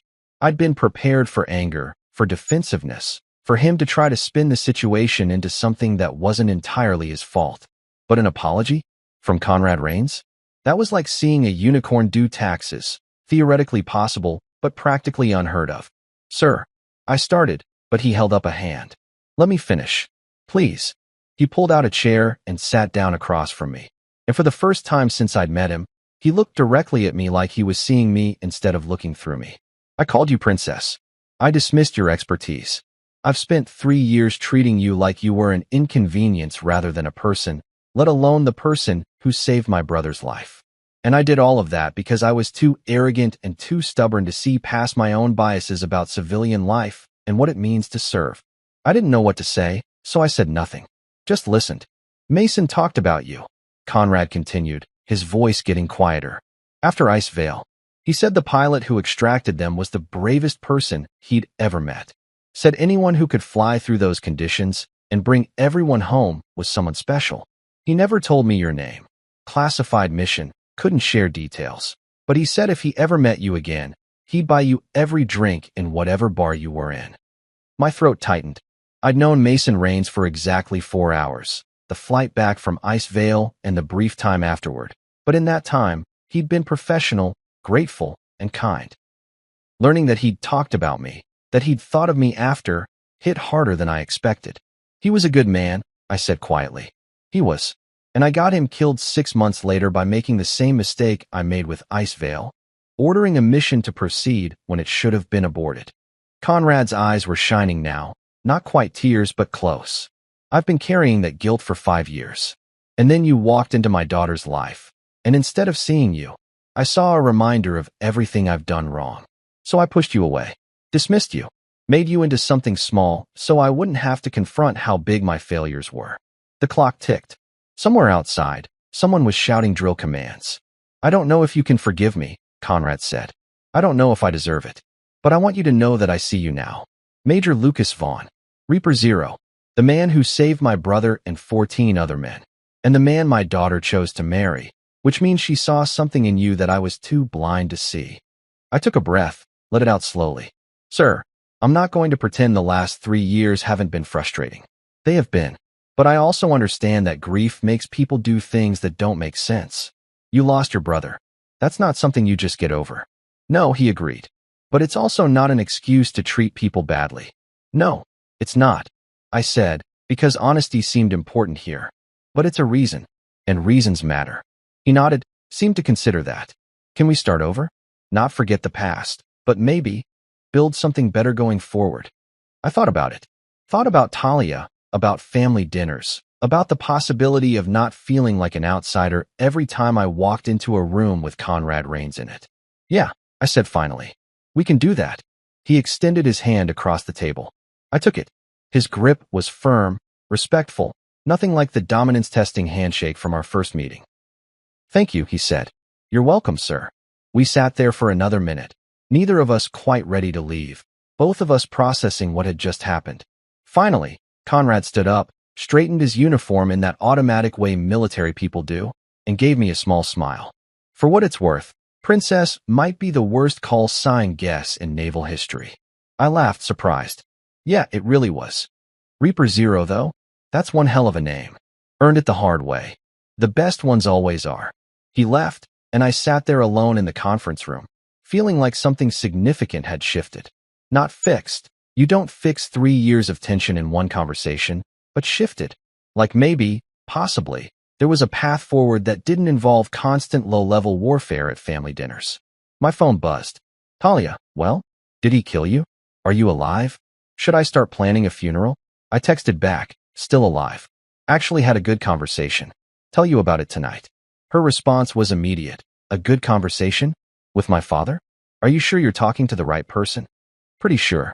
He apologized and everything. I don't believe you. This is a prank. You're pranking me. Not a prank. Real life. Apparently, I broke something loose. You broke my father loose. I don't know whether to be impressed or terrified. Go with impressed. I'm going with impressed. I drove home feeling lighter than I had in years. The San Diego sun setting behind me in shades of orange and pink that looked almost unreal. The base gates receded in my rearview mirror, and with them, some weight I hadn't realized I'd been carrying. Turned out, sometimes the best thing you can do is tell the truth and let the chips fall where they may. Even if those chips are an admiral's ego.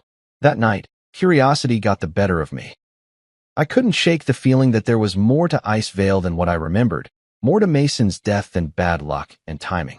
So I did something probably illegal. I accessed the classified mission archives using credentials that technically hadn't expired yet, even though I definitely shouldn't have been using them anymore. The file room was digital now, thankfully, because breaking into an actual physical archive would have required skills I didn't have and a willingness to commit felonies I wasn't quite ready for. I logged in, pulled up Operation Ice Vale, and started reading through reports I'd never seen before, command logs, weather data, communication transcripts. And there it was, buried in a communication log timestamped 20 minutes before we launched. Pilot Vaughn requests mission abort due to unsurvivable weather conditions. Request denied by Commander Rains. Proceed with extraction as ordered. Conrad had overruled my abort call. I'd forgotten that detail, buried it under the adrenaline and chaos of the actual mission. But there it was, in official records, proof that I tried to stop the mission and he'd forced it forward anyway. 3 weeks later, we both got summoned to a review board. Someone had noticed my file access. Of course they had. And now the Navy wanted answers. The hearing room was cold, filled with senior officers who looked like they'd rather be anywhere else, reviewing anything else besides a 5-year-old mission that was supposed to stay buried. They asked me directly, "What did you find in those files, Major Vaughn?" I could have lied. Could have said I was just reminiscing. Instead, I told the truth. Radar data was altered post-mission. My abort request was denied and then scrubbed from preliminary reports. 2 men died on subsequent missions using the same flawed decision-making process, one by storm, one by ego. The room went silent. Then Conrad stood up, looking 10 years older than he had 3 weeks ago. "He's right," Conrad said, voice steady despite everything. "I overruled that abort call. My brother Mason survived Icevale, but I got him killed 6 months later, making the same mistake. I thought leadership meant never backing down. I was wrong." I looked at him, then at the board. "Don't strip his rank. Make him teach what he learned. Let him show others what arrogance costs before it costs them everything." They agreed. Progress over punishment. For once, the Navy chose growth. A year later, I attended a training program graduation at the same base where everything started. The banner read, "Leadership Under Fire, Learning from Failure." Conrad stood at the podium, grayer but somehow lighter, and addressed a room full of young officers. "I once mocked a man who taught me the hardest lesson of my career," he said. His call sign was Reaper Zero. His lesson, real command starts when you admit you're wrong. The applause was genuine. Real. I actually clapped this time, no pettiness required. Afterward, he handed me an envelope. Inside was a note from Mason, written after Icevale. "To the pilot who brought me home, tell my brother I saw heaven once. It was made of ice and rotor blades. Thank him for sending you. He forgave you first," I said quietly. Conrad nodded, tears in his eyes. "And you?" "Already did. Just wanted to see you work for it a little." We both laughed. Awkward, real, human. Later, the Navy unveiled a new helicopter model, RZ-01, named after me. When they asked for a speech, I simply said, "You called me Princess. Now your fleet's named after me." I'd call that character development. The crowd roared. Above us, the Reaper gleamed gold in the sunset. Finally, the sky felt like home. My wife told her mother, "I'm divorcing him. I can't live on his pathetic salary." I agreed to all her terms. A month later, her lawyer called her, his voice shaking. "Why didn't you tell me about this? Look, I need you to understand something right off the bat. I wasn't lurking around corners like some creepy husband in a Lifetime movie waiting to catch my wife doing something scandalous. I wasn't pressed up against the wall with a glass to my ear, and I definitely wasn't hiding behind curtains like a discount private investigator who couldn't afford actual surveillance equipment. No, I was doing what I do best, fixing stuff that nobody else in this house seemed to notice was broken. That annoying squeak on the kitchen door had been driving me absolutely insane for 2 weeks straight. The kind of sound that drills into your skull at 3 in the morning when you're trying to grab water, and suddenly the whole house knows about it, because that hinge decided to scream like a dying pterodactyl. So there I was, Thursday evening, toolbox in hand, WD-40 at the ready, doing the Lord's work on a door hinge that clearly hadn't seen maintenance since the Clinton administration. I had my screwdriver wedged into the top hinge, carefully working the pin loose while mentally calculating whether I needed to replace the whole thing or just lubricate it, when I heard my wife Sabrina's voice float through from the kitchen with that particular tone she uses when she's had exactly 2.5 glasses of Chardonnay and feels like the whole world owes her a Netflix special. You know that voice, the one that's just a little too loud, a little too confident, the kind that makes you wonder if she forgot other people have ears. And then, like a grenade rolling across a tile floor, she dropped it. "I'm divorcing him, Mom. I seriously can't live on his pathetic salary anymore. I'm done pretending I'm okay with this mediocre life." I froze. Not in the dramatic movie way where everything goes slow motion and sad piano music starts playing. More like the way you freeze when you accidentally step on a Lego in the dark and your brain needs a second to process the audacity of the pain. My hand was still on the screwdriver, my body was still crouched by that door, but my entire mental operating system just blue-screened and needed to reboot. Did she really just say that? About me? About my salary? The same salary that paid for the kitchen renovation she's currently standing in, sipping wine that I bought, talking to her mother on the phone plan that's under my name? Her mother, Lorraine, and oh boy, we need to talk about Lorraine, responded with the enthusiasm of a villain who just found out the hero's weakness. Good for you, sweetheart. You've been too patient with him. Get everything you can in the divorce. That man is too soft to fight back anyway. He'll probably just roll over and let you have it all. She said this like she was giving investment advice, like destroying someone's life was just a smart financial strategy you discuss over brunch. Too soft? Too soft?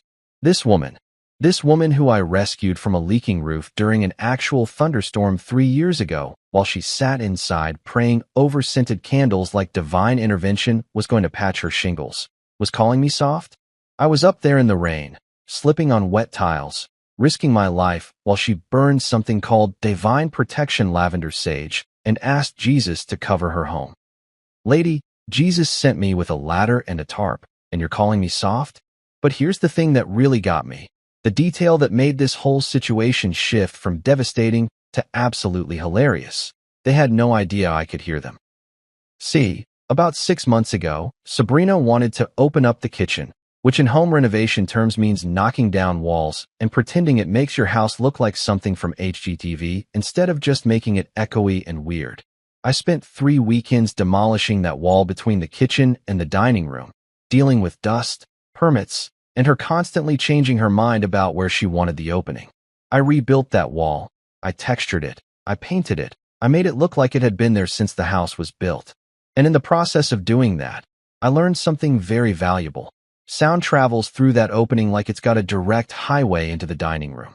Every word spoken in that kitchen might as well be broadcast on stadium speakers, but nobody thinks about acoustics when they're too busy picking out cabinet hardware.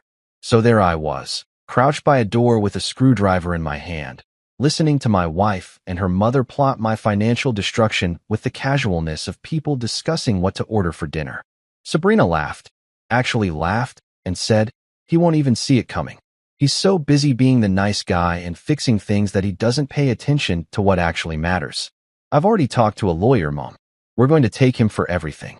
The way she said nice guy made it sound like a terminal disease, like being decent was somehow the stupidest thing a person could be. Lorraine cackled, and I mean actually cackled like she was stirring a cauldron, and replied, "That's my girl. You deserve a real life, not this starter marriage nonsense. Get the house, get alimony, and find yourself a real man with a real career." A real career. I'm a mechanical engineer. I design systems that keep buildings from collapsing and machines from exploding, but apparently that's not real enough because I don't wear a suit to work and my office doesn't have a view of the city skyline. I fix problems, I build things, I make sure stuff works. But in Sabrina's new worldview, influenced heavily by her friends who married investment bankers and guys who describe themselves as entrepreneurs, even though they just sell supplements on Instagram, I'm basically a caveman with a wrench. I should have burst through that kitchen door right then and there, toolbox in hand, ready to confront them with the righteous fury of a man who just discovered his wife thinks he's a walking ATM with a disappointing balance. I should have demanded answers, asked her how long she'd been planning this, made her look me in the eye while she explained how the man who literally built half of this house wasn't good enough for her anymore. But I didn't.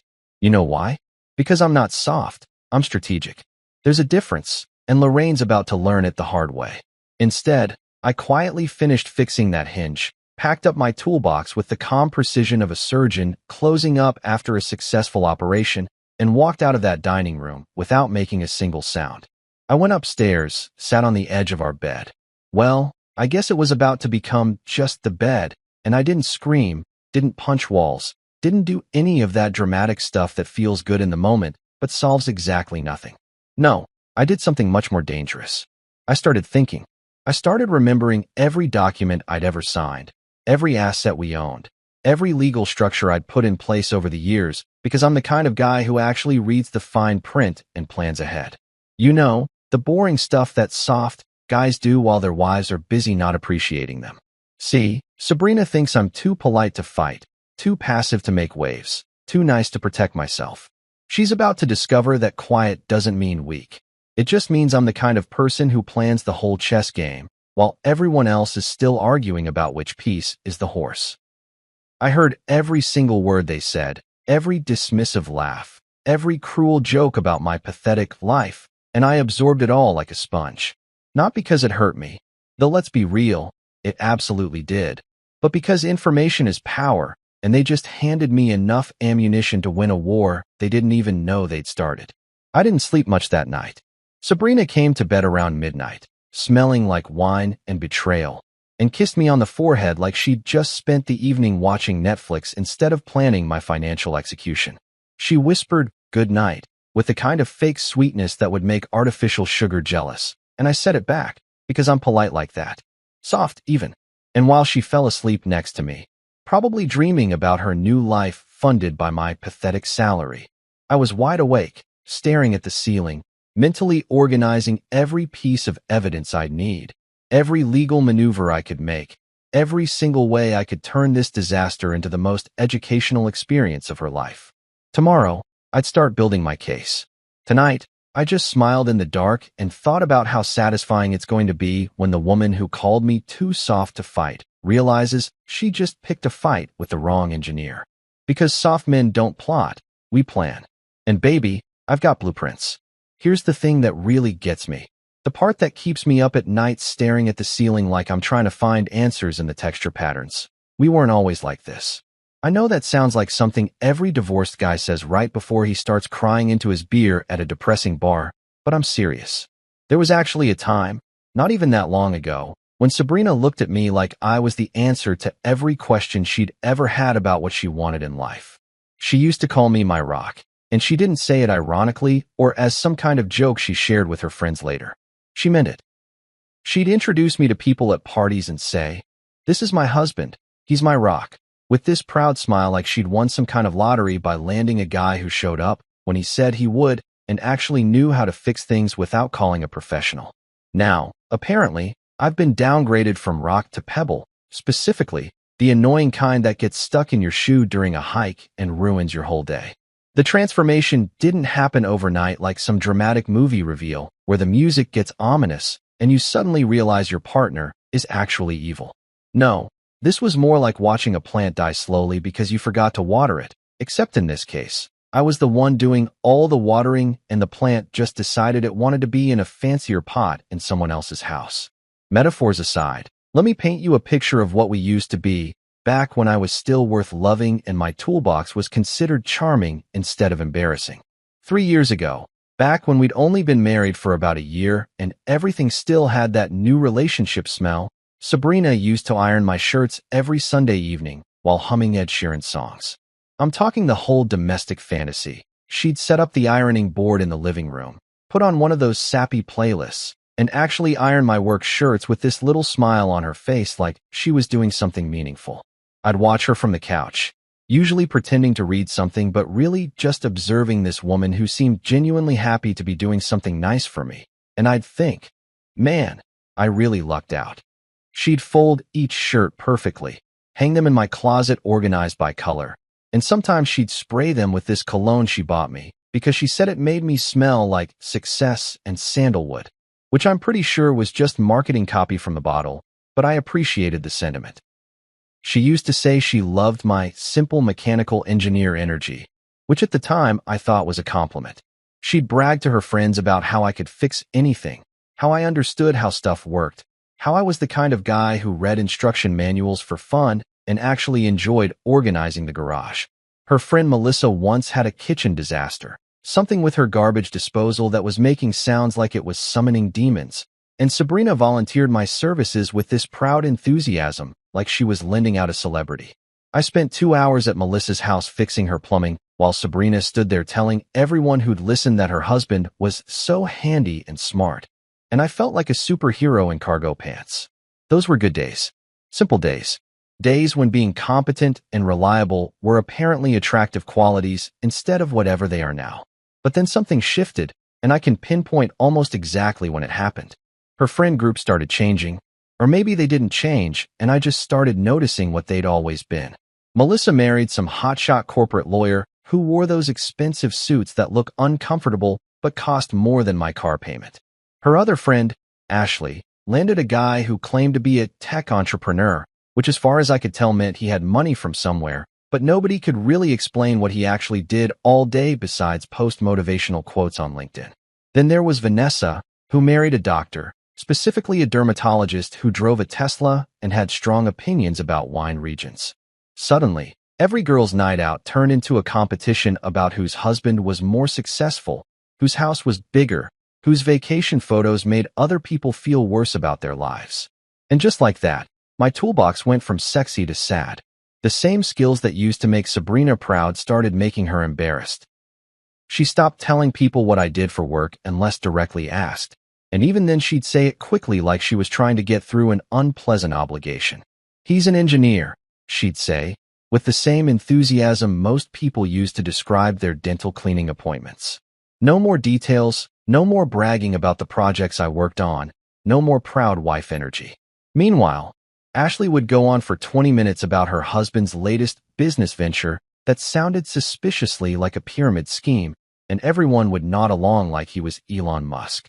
I tried, though. God, I really tried to keep up with this new version of what Sabrina wanted from life.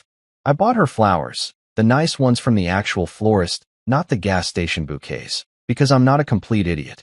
I'd come home with roses or lilies or whatever the florist lady recommended that week, and Sabrina would smile and say thank you. But it was the kind of smile you give when someone gives you a gift card to a restaurant you don't really like. Polite, but hollow. What she actually wanted was a Range Rover. Not a practical car, not something with good gas mileage, but specifically a Range Rover because apparently that's what Vanessa drove, and now it was the minimum acceptable vehicle for someone who took themselves seriously. Her friends started taking these elaborate yacht trips. Well, I say yacht trips, but I'm pretty sure at least 2 of them were just large boats that got called yachts for Instagram purposes. They'd post pictures in matching white outfits drinking champagne on the deck, tagging each other with captions like "blessed" and "living our best lives." And Sabrina would scroll through these photos with the kind of longing usually reserved for people looking at pictures of puppies or pizza. Then she'd look at me, sitting on our perfectly nice couch in our perfectly nice house, and I could see the disappointment radiating off her like heat from asphalt in July. I try to lighten the mood, suggest we take a weekend trip somewhere fun, maybe drive up the coast or visit that bed and breakfast she'd mentioned months ago, but it wasn't the same. I wasn't offering helicopter rides to private islands, so why even bother? The breaking point for me, the moment when I realized we'd crossed some invisible line we couldn't walk back from, was when I got genuinely excited about finding cheap gas. I know how that sounds. I know it makes me sound like the most boring person alive, like someone whose personality got replaced with a spreadsheet. But hear me out. I'd been tracking gas prices on this app, and I found a station that was 30 cents cheaper per gallon than everywhere else. 30 cents. Do you know how much money that saves over time? So I came home, actually excited to share this news, and I told Sabrina about it like I'd discovered buried treasure. I might have even done a little celebratory gesture with my hands, which in retrospect was a mistake. She looked at me like I'd just told her I enjoyed watching paint dry as a hobby, just stared at me with this expression that somehow conveyed both pity and disgust, which is impressive when you think about it. That's a complex emotional range to hit simultaneously. Then she said, and I quote, "That's great, honey," in the same tone you'd use to encourage a child who just showed you a really ugly drawing they made at school. Ashley had just told her about a last-minute trip to Bali that her husband surprised her with, and I was over here throwing a parade because I'd found affordable fuel. The contrast wasn't lost on either of us. I should have seen it coming. All the signs were there, glowing like neon in the dark, but I kept telling myself we were just going through a phase. Couples go through phases, right? That's what all the articles and advice columns say. You hit rough patches, you work through them, you come out stronger on the other side with a renewed appreciation for each other, and maybe some couples therapy techniques you learned from a book with a calming cover. I thought if I just kept being myself, reliable, steady, present, she'd remember why she married me in the first place. I thought the whole my rock thing was still valid, that she still valued stability and dependability and someone who actually showed up every single day. But I'd become background noise in my own marriage, the human equivalent of elevator music. I was there, technically making sounds, but nobody was really listening. She'd scroll through her phone during dinner, barely responding when I talked about my day. She stopped asking about my projects at work, stopped pretending to care about the technical challenges I was solving. Her eyes would glaze over the moment I started explaining anything, and I'd catch myself mid-sentence wondering why I was even bothering to finish the story. The irony is that my pathetic salary that she complained about to her mother was paying for everything she wanted. The house renovations she kept demanding, my salary. The new furniture she ordered because the old stuff wasn't sophisticated enough, my salary. The wine she drank while plotting my downfall. You guessed it, funded by the same paycheck she found so disappointing. But none of that mattered because her friends' husbands made more, had more, posted more, and therefore were worth more as human beings according to whatever twisted metric she was using to measure value. I smiled through all of it because therapy costs money and sarcasm is free. Every dismissive comment, every eye roll when I suggested something that didn't cost a fortune, every time she compared me unfavorably to someone else's husband. I absorbed it with the patience of a saint, or maybe just the delusion of someone who still thought love could survive being treated like a consolation prize. I made jokes, kept things light, pretended I didn't notice that the woman who used to iron my shirts now looked at me like I was an obstacle between her and the life she actually wanted. So yeah, we weren't always like this. We used to be good, or at least I thought we were good, which might be the saddest part of all this. Somewhere between my rock and my regret, I became the villain in a story I didn't even know I was part of, and the only crime I committed was staying exactly the same person she'd married while she decided that person wasn't enough anymore. You know that feeling when you're looking for something completely innocent, like a stapler or a phone charger, and you accidentally stumble across something that fundamentally changes your entire understanding of reality? That's basically what happened to me on a Thursday night that started out boring and ended with me questioning whether I actually knew the person I'd been sleeping next to for the past 4 years. I wasn't snooping, wasn't going through her stuff like some paranoid husband who watches too many true crime documentaries. I was literally just trying to print out a receipt for my taxes because apparently the IRS still lives in 1987 and thinks digital copies aren't real, so I needed a physical piece of paper to prove I bought office supplies. I opened the printer drawer. You know, that bottom drawer that nobody ever really organizes and just becomes a graveyard for random papers, dried out pens, and instruction manuals for electronics you don't own anymore. I was digging around looking for printer paper, moving aside old birthday cards, and what appeared to be a menu from a Chinese restaurant that definitely doesn't exist anymore, when my hand hit a folder. Not just any folder, but one of those official-looking ones with the little tabs and everything. The kind that says, "I'm organized and I mean business." Naturally, I pulled it out, because when you find a mysterious folder in your own house, you don't just ignore it and move on with your life like some kind of well-adjusted person with boundaries. I opened it, and there, printed in crisp black and white with the kind of formatting that suggested someone spent actual time on this, was a document titled Divorce Strategy. Not thoughts about our marriage, or concerns to discuss, or even reasons I'm unhappy. Nope, straight to divorce strategy, like this was a corporate presentation about quarterly earnings. I had to blink twice, literally close my eyes and open them again like a cartoon character who just saw something unbelievable, because surely I was misreading this. Surely my wife didn't actually create a strategic planning document for dismantling our marriage with the same energy most people use to plan a vacation. But oh, she did. And it got so much better, or worse, depending on your perspective and how much you enjoy watching your life implode in real time. This wasn't just a simple, "I want a divorce" letter. This was a full-blown strategic assault plan with bullet points, subheadings, and what appeared to be a timeline of execution. I'm talking military-grade organization here, the kind of planning that would make a project manager weep with pride. At the top of the page, in bold letters like a mission statement, it said, "Primary objectives: secure the house, maximize alimony payments, protect personal assets." Personal assets. She had personal assets she was protecting from me, her husband, the guy who apparently was such a financial threat that she needed a defensive strategy. The bullet points were what really got me, though. She'd actually made a numbered list of tactical moves, each one more calculated than the last. Number 1. Ask for the house. He renovated it, so he'll feel emotionally attached and won't want to fight. Okay, first of all, rude. Second of all, she's not wrong, which makes it even more rude. I did renovate that house.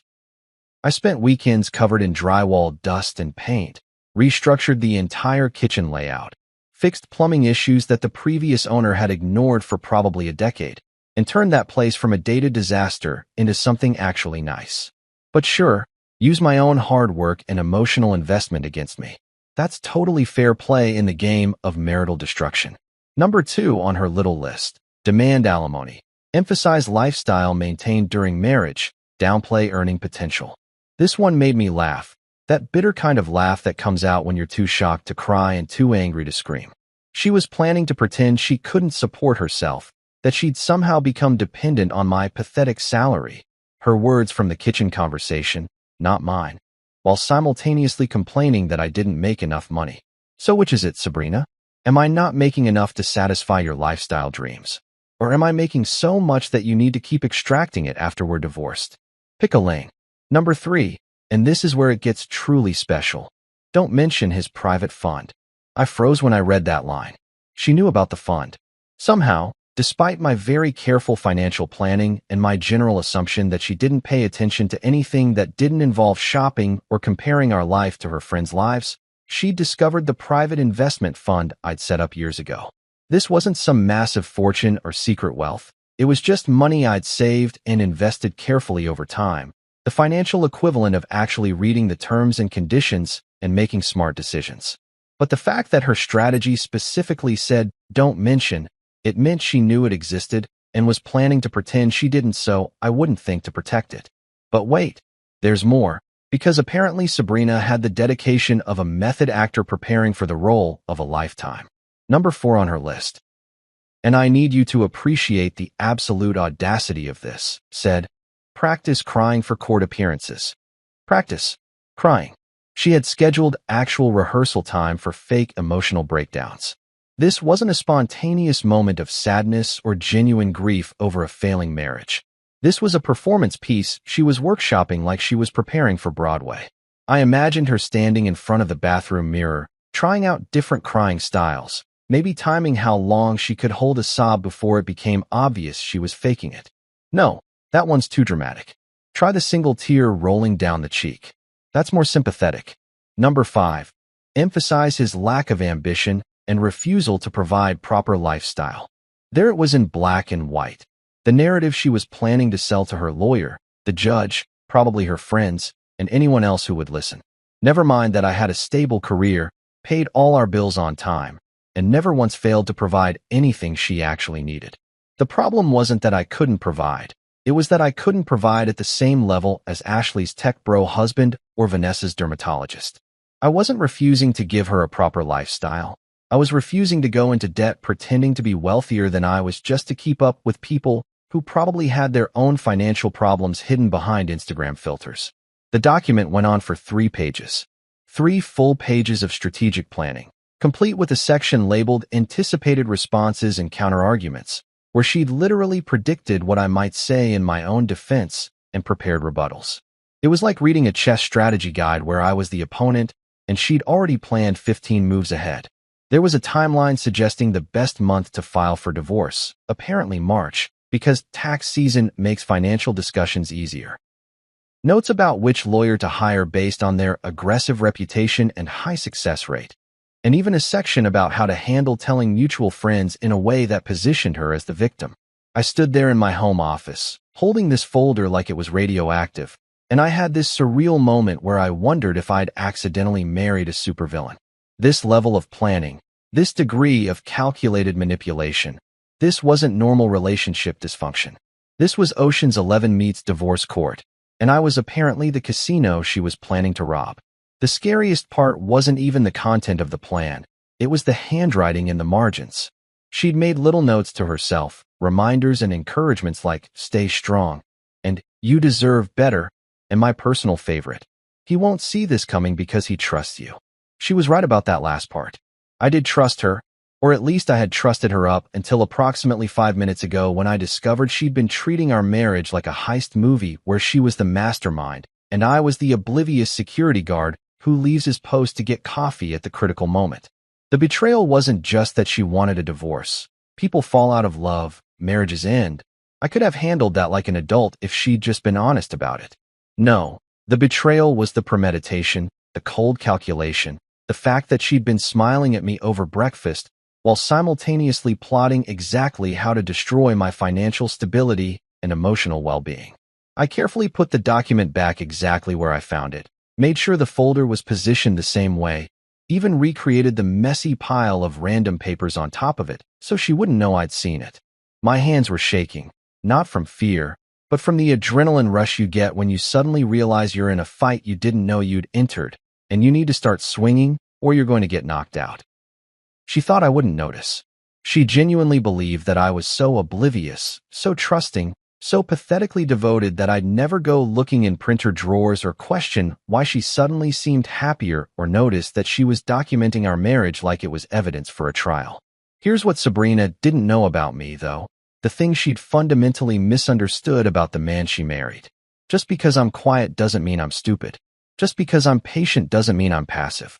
And just because I spend our marriage being kind and accommodating doesn't mean I can't recognize when someone's treating me like a mark in a con game. She wanted to play strategic chess? Fine. But she forgot that engineers are literally trained to solve complex problems, anticipate failures, and build systems that can withstand unexpected stress. She brought a bullet-pointed list to what was about to become a strategic war, and I was about to show her that amateurs plan operations while professionals plan campaigns. I didn't confront her that night.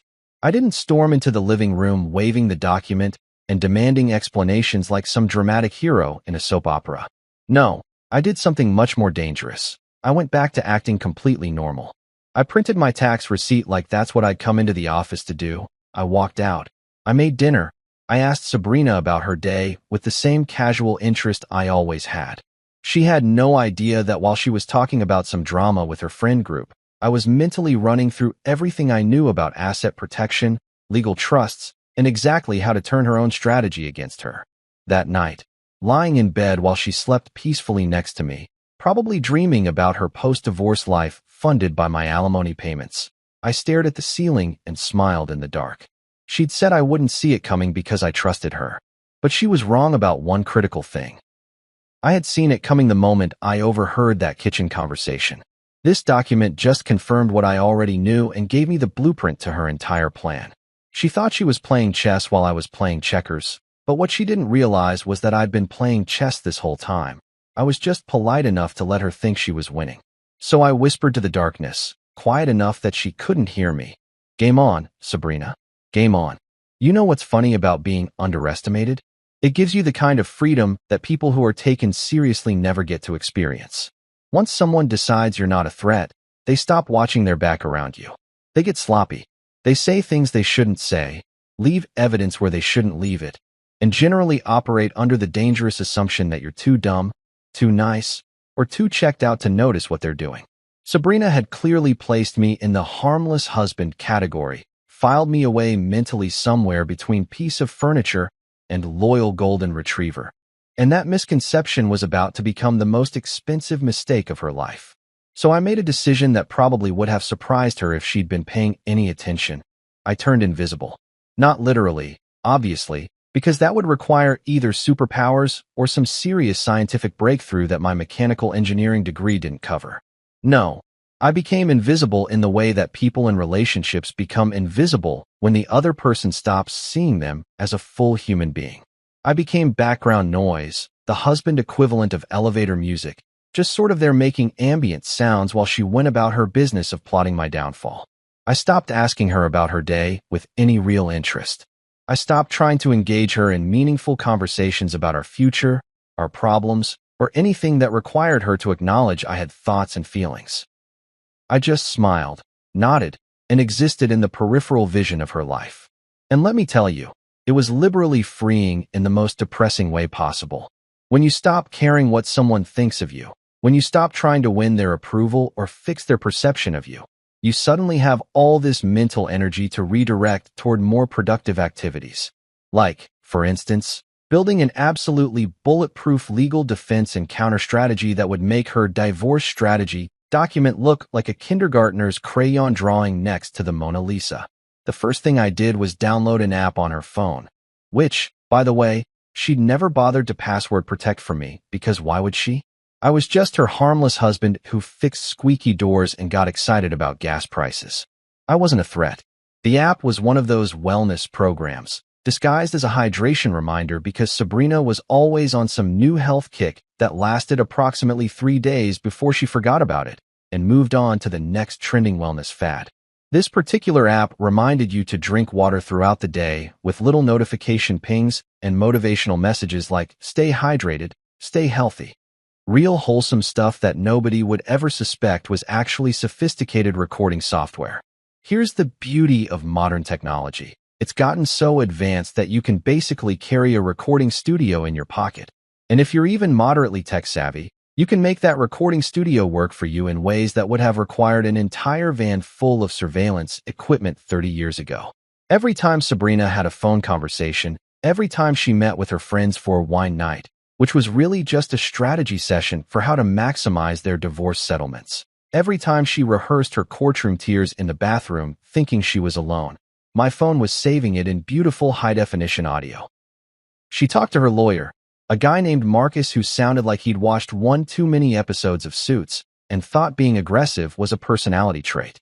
I listened to her describe me as financially controlling despite the fact that she had full access to all our accounts and spent money whenever she wanted on whatever she wanted. She called me emotionally unavailable, which was particularly rich coming from someone who'd stopped having real conversations with me 6 months ago. She even told Marcus that I'd refused to let her pursue her career, which was creative fiction at its finest considering she'd quit her marketing job 3 years ago because she said it was too stressful, and I'd supported that decision without question. The best part, though, the absolute chef's kiss moment that almost made me laugh out loud when I heard it, was when she practiced her crying for her friend Ashley. I'm not kidding. She actually called Ashley on speakerphone and said, "Okay, I'm going to practice my testimony about how hurt I am, and you tell me if it sounds believable." Then she proceeded to deliver this performance about how I'd crushed her dreams and made her feel small, complete with fake sobs that sounded like a cat coughing up a hairball. Ashley, being the supportive friend that she was, gave her notes. Actual director's notes. Maybe less sobbing, more quiet pain. Judges respond better to dignified suffering. I saved that recording with the kind of care most people reserve for their wedding photos. I labeled it Oscar nomination and tucked it away in a secure cloud folder that Sabrina didn't even know existed, along with about 30 other recordings of her plotting, scheming, and generally being the kind of person who deserves a Lifetime Achievement Award in duplicity. Every phone call with her mother where they discussed how to hide her inheritance from the divorce proceedings. Every conversation with Marcus where they strategized about making me look like a controlling monster. Every girls' night where her friends coached her on how to cry on command and which outfit would make her look most sympathetic in court. All of it, saved, time-stamped, and ready to be used. Meanwhile, during the day, I maintained my cover as the oblivious husband so convincingly that I almost believed it myself. I went to work, came home, made dinner, watched TV, and acted like everything was completely normal. When Sabrina came home from her errands, that I knew were actually meetings with her lawyer, I'd ask how her day was with the kind of mild interest you'd show a stranger in an elevator. She'd say fine, with that dismissive tone she'd perfected, and I'd nod and go back to whatever I was pretending to be interested in on my laptop. She started getting bolder, more careless. She'd leave her laptop open with email exchanges with Marcus visible on the screen.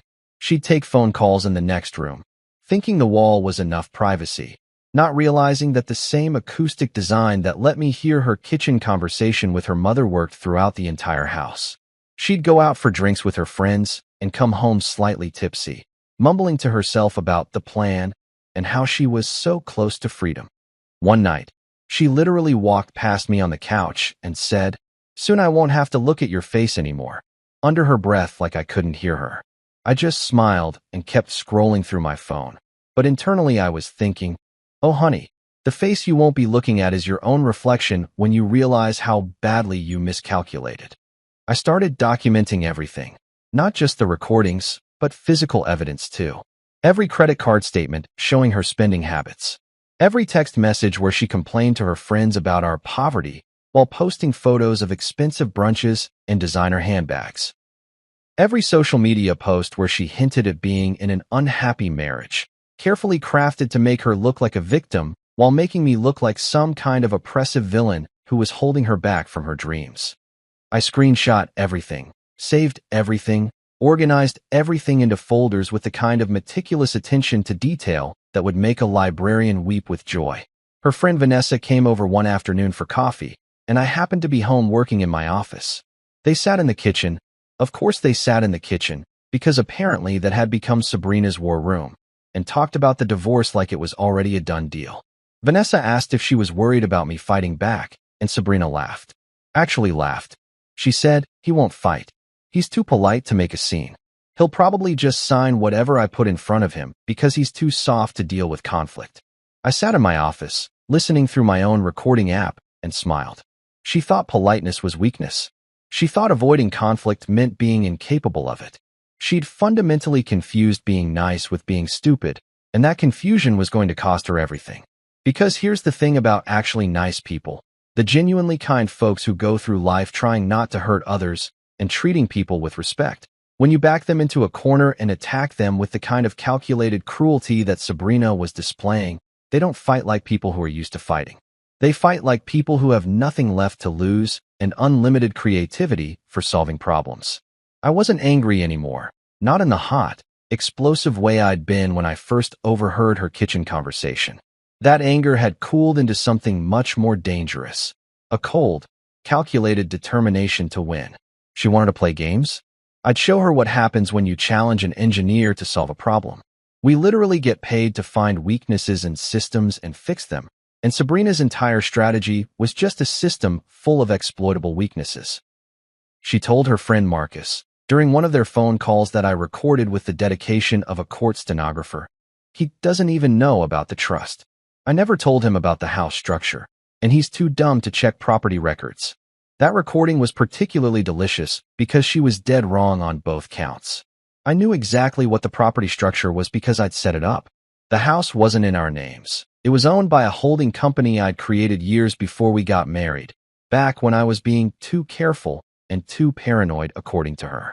She lived in that house thinking it was marital property, thinking her name on the mortgage meant she had ownership, not understanding that the mortgage and the actual property title were two very different things.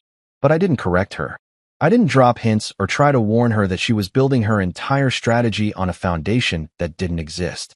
I just let her keep talking, keep planning, keep revealing every card in her hand while I quietly stacked my own deck. She thought I was playing checkers while she played chess, but the truth was I'd been playing three-dimensional chess this whole time, and she'd just been moving pieces around on a board that didn't matter. Every evening, I'd sit with her at dinner, making small talk about nothing important, and she'd smile at me with this condescending patience like she was counting down the days until she could finally be free of her boring husband and his pathetic salary. She'd check her phone constantly, probably texting Marcus or her friends about the latest developments in Operation Divorce, and I'd pretend not to notice or care. I'd do the dishes, clean up the kitchen, maybe fix something around the house that needed attention, playing the role of the dutiful husband who had no idea his world was about to implode. The best part was how confident she got. She started talking about her post-divorce plans right in front of me, not even bothering to be subtle anymore. She'd tell her friends on speakerphone about the renovations she wanted to do to her house, the furniture she was going to buy with her alimony, the trips she was planning to take once she was finally free. She described this whole fantasy life funded by my money, lived in my house, enabled by her successful exploitation of someone who'd done nothing but love and support her. And I'd just nod along, make appropriate noises of agreement, and think about how absolutely spectacular it was going to be when reality came crashing through her delusions like a wrecking ball through tissue paper.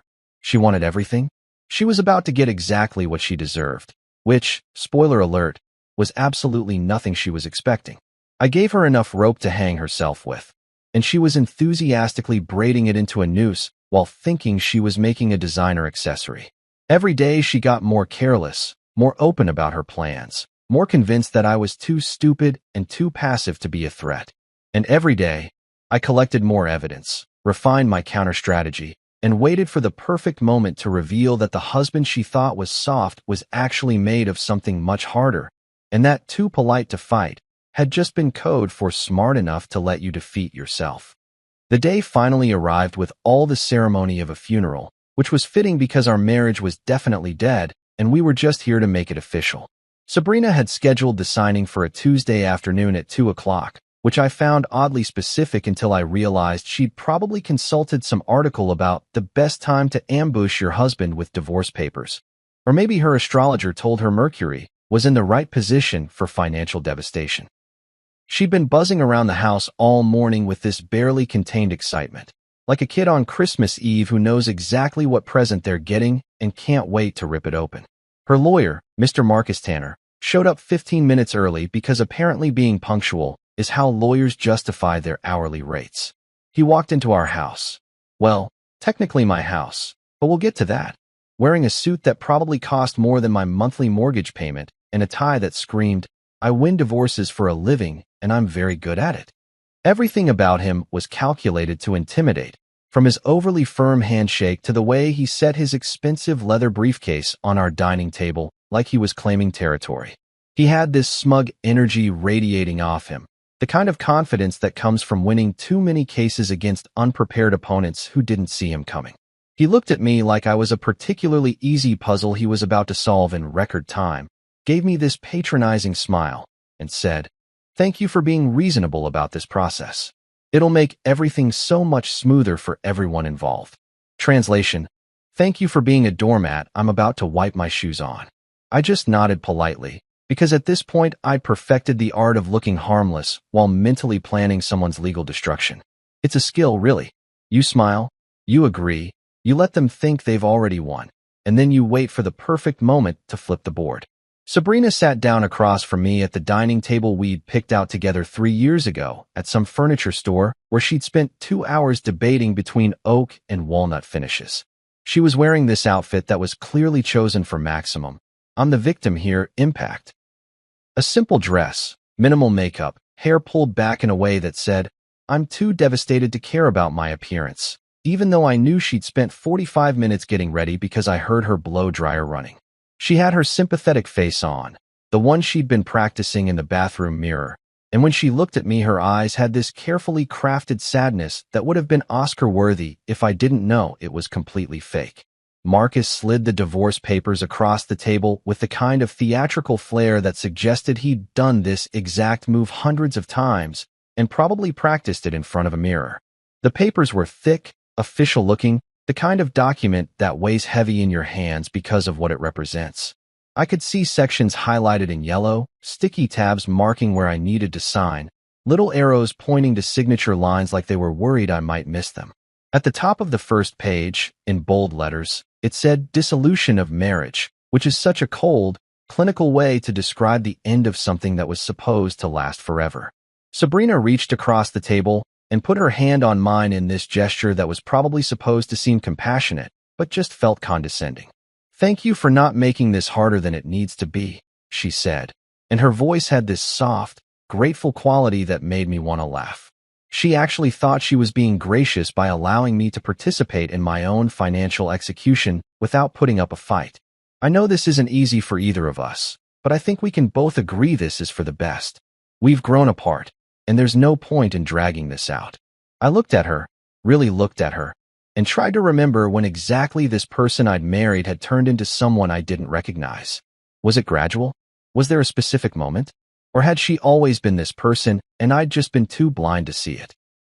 But this wasn't the time for philosophical reflection about the nature of love and betrayal. This was the time to play my part perfectly. "You're right," I said, and I meant it in ways she couldn't possibly understand. "You deserve everything."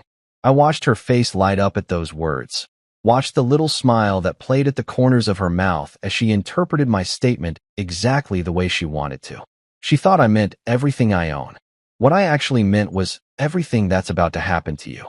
Funny how the same words can mean completely different things depending on who's listening. Marcus looked pleased, like I'd just made his job significantly easier by being the cooperative husband who wasn't going to waste his time with lengthy negotiations. He probably had another client scheduled right after this, another marriage to dissolve, another person to financially dismantle. He pulled out his fancy pen, the kind that probably cost more than a week's worth of groceries, and clicked it with this authoritative snap. Excellent. If you could just sign on each of the marked pages, we can get this finalized and move forward with the proceedings. I picked up my own pen, the same one I'd been using for years, nothing fancy or expensive about it. Just a regular blue ballpoint that had signed mortgage documents, birthday cards, work contracts, and now apparently divorce papers. There was something poetic about using this ordinary pen for such an extraordinary moment, though the poetry was probably lost on everyone else in the room. I flipped through the pages, pretending to skim them even though I'd already memorized every single clause, every single term, every single way Sabrina thought she was about to screw me over. The papers outlined everything she wanted. The house, alimony payments that would have kept me living in a cardboard box under a bridge, half of my retirement fund, even my car because apparently hers wasn't reliable enough for her new single life. It was a masterpiece of legal theft, really. If she'd put this much effort into our actual marriage, we probably wouldn't be sitting here right now. But she'd saved all her creativity and strategic thinking for this moment, for this document that was supposed to represent her victory and my defeat. I signed each page with steady hands, not showing any emotion, not giving them the satisfaction of seeing me upset or angry or anything other than calm and accepting. Marcus collected the papers like they were treasure maps, sliding them back into his briefcase with the care of someone handling something valuable. Sabrina looked at me with this mixture of relief and triumph, probably thinking about all the ways she was going to spend my money once the divorce was finalized. "Thank you," she said again, and this time she actually sounded sincere. "I know you'll move on and be fine. You're good at adapting." That was her way of saying, "You're good at settling for less." But I let it slide because I was too busy thinking about what was coming next. They stood up. Marcus shook my hand again with that same condescending grip, and Sabrina gave me an awkward hug that felt like hugging a stranger who was trying to steal your wallet. As they walked toward the door, probably already planning their celebration lunch where they'd toast to her successful divorce strategy, I sat at that dining table and smiled to myself.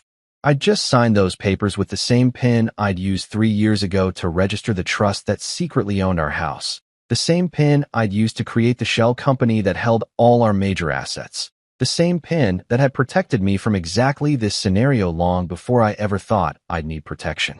Sabrina thought she'd won. Marcus thought he'd earned his fee, and I sat there knowing that the real show hadn't even started yet. They wanted everything. Well, they were about to discover that everything was a lot less than they thought, and nothing was exactly what they deserved. The papers were signed, the performance was over, and the curtain was about to rise on Act 2, the part where reality comes knocking and nobody answers the door prepared. A week after the signing ceremony that Sabrina probably had marked on her calendar with little celebration emojis, she moved into what she now called her house, with the kind of enthusiasm usually reserved for lottery winners or people who just found out they're getting a kidney transplant. I'd moved my stuff out into a modest apartment across town. Nothing fancy, just a basic 2-bedroom with functional appliances and neighbors who minded their own business. The kind of place that didn't scream success but didn't whisper failure either, perfectly designed to make Sabrina think I was struggling while she was thriving. Meanwhile, she descended upon that house like a decorator possessed by the ghost of every HGTV show ever made. The transformation started immediately, and I know this because I still had access to the security cameras I'd installed 2 years ago when we had that break-in scare in the neighborhood. Funny how she never thought to ask me to remove my access, probably because in her mind I was already irrelevant, just a sad ex-husband who'd slunk away defeated. She had contractors in there within 48 hours, painting walls that didn't need painting and ripping out perfectly good fixtures because they didn't match her new aesthetic. I watched from my phone as she directed workers to paint the living room this aggressive shade of blush pink that looked like Pepto-Bismol had an identity crisis. The kitchen got new cabinet hardware, gold instead of the brushed nickel I'd installed.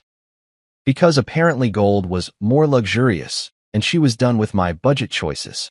Her mom, Lorraine, showed up on day 3 with a bottle of champagne that probably cost more than she should have spent, and the two of them had this whole celebration scene in the living room that would have been touching if it wasn't built on a foundation of complete delusion.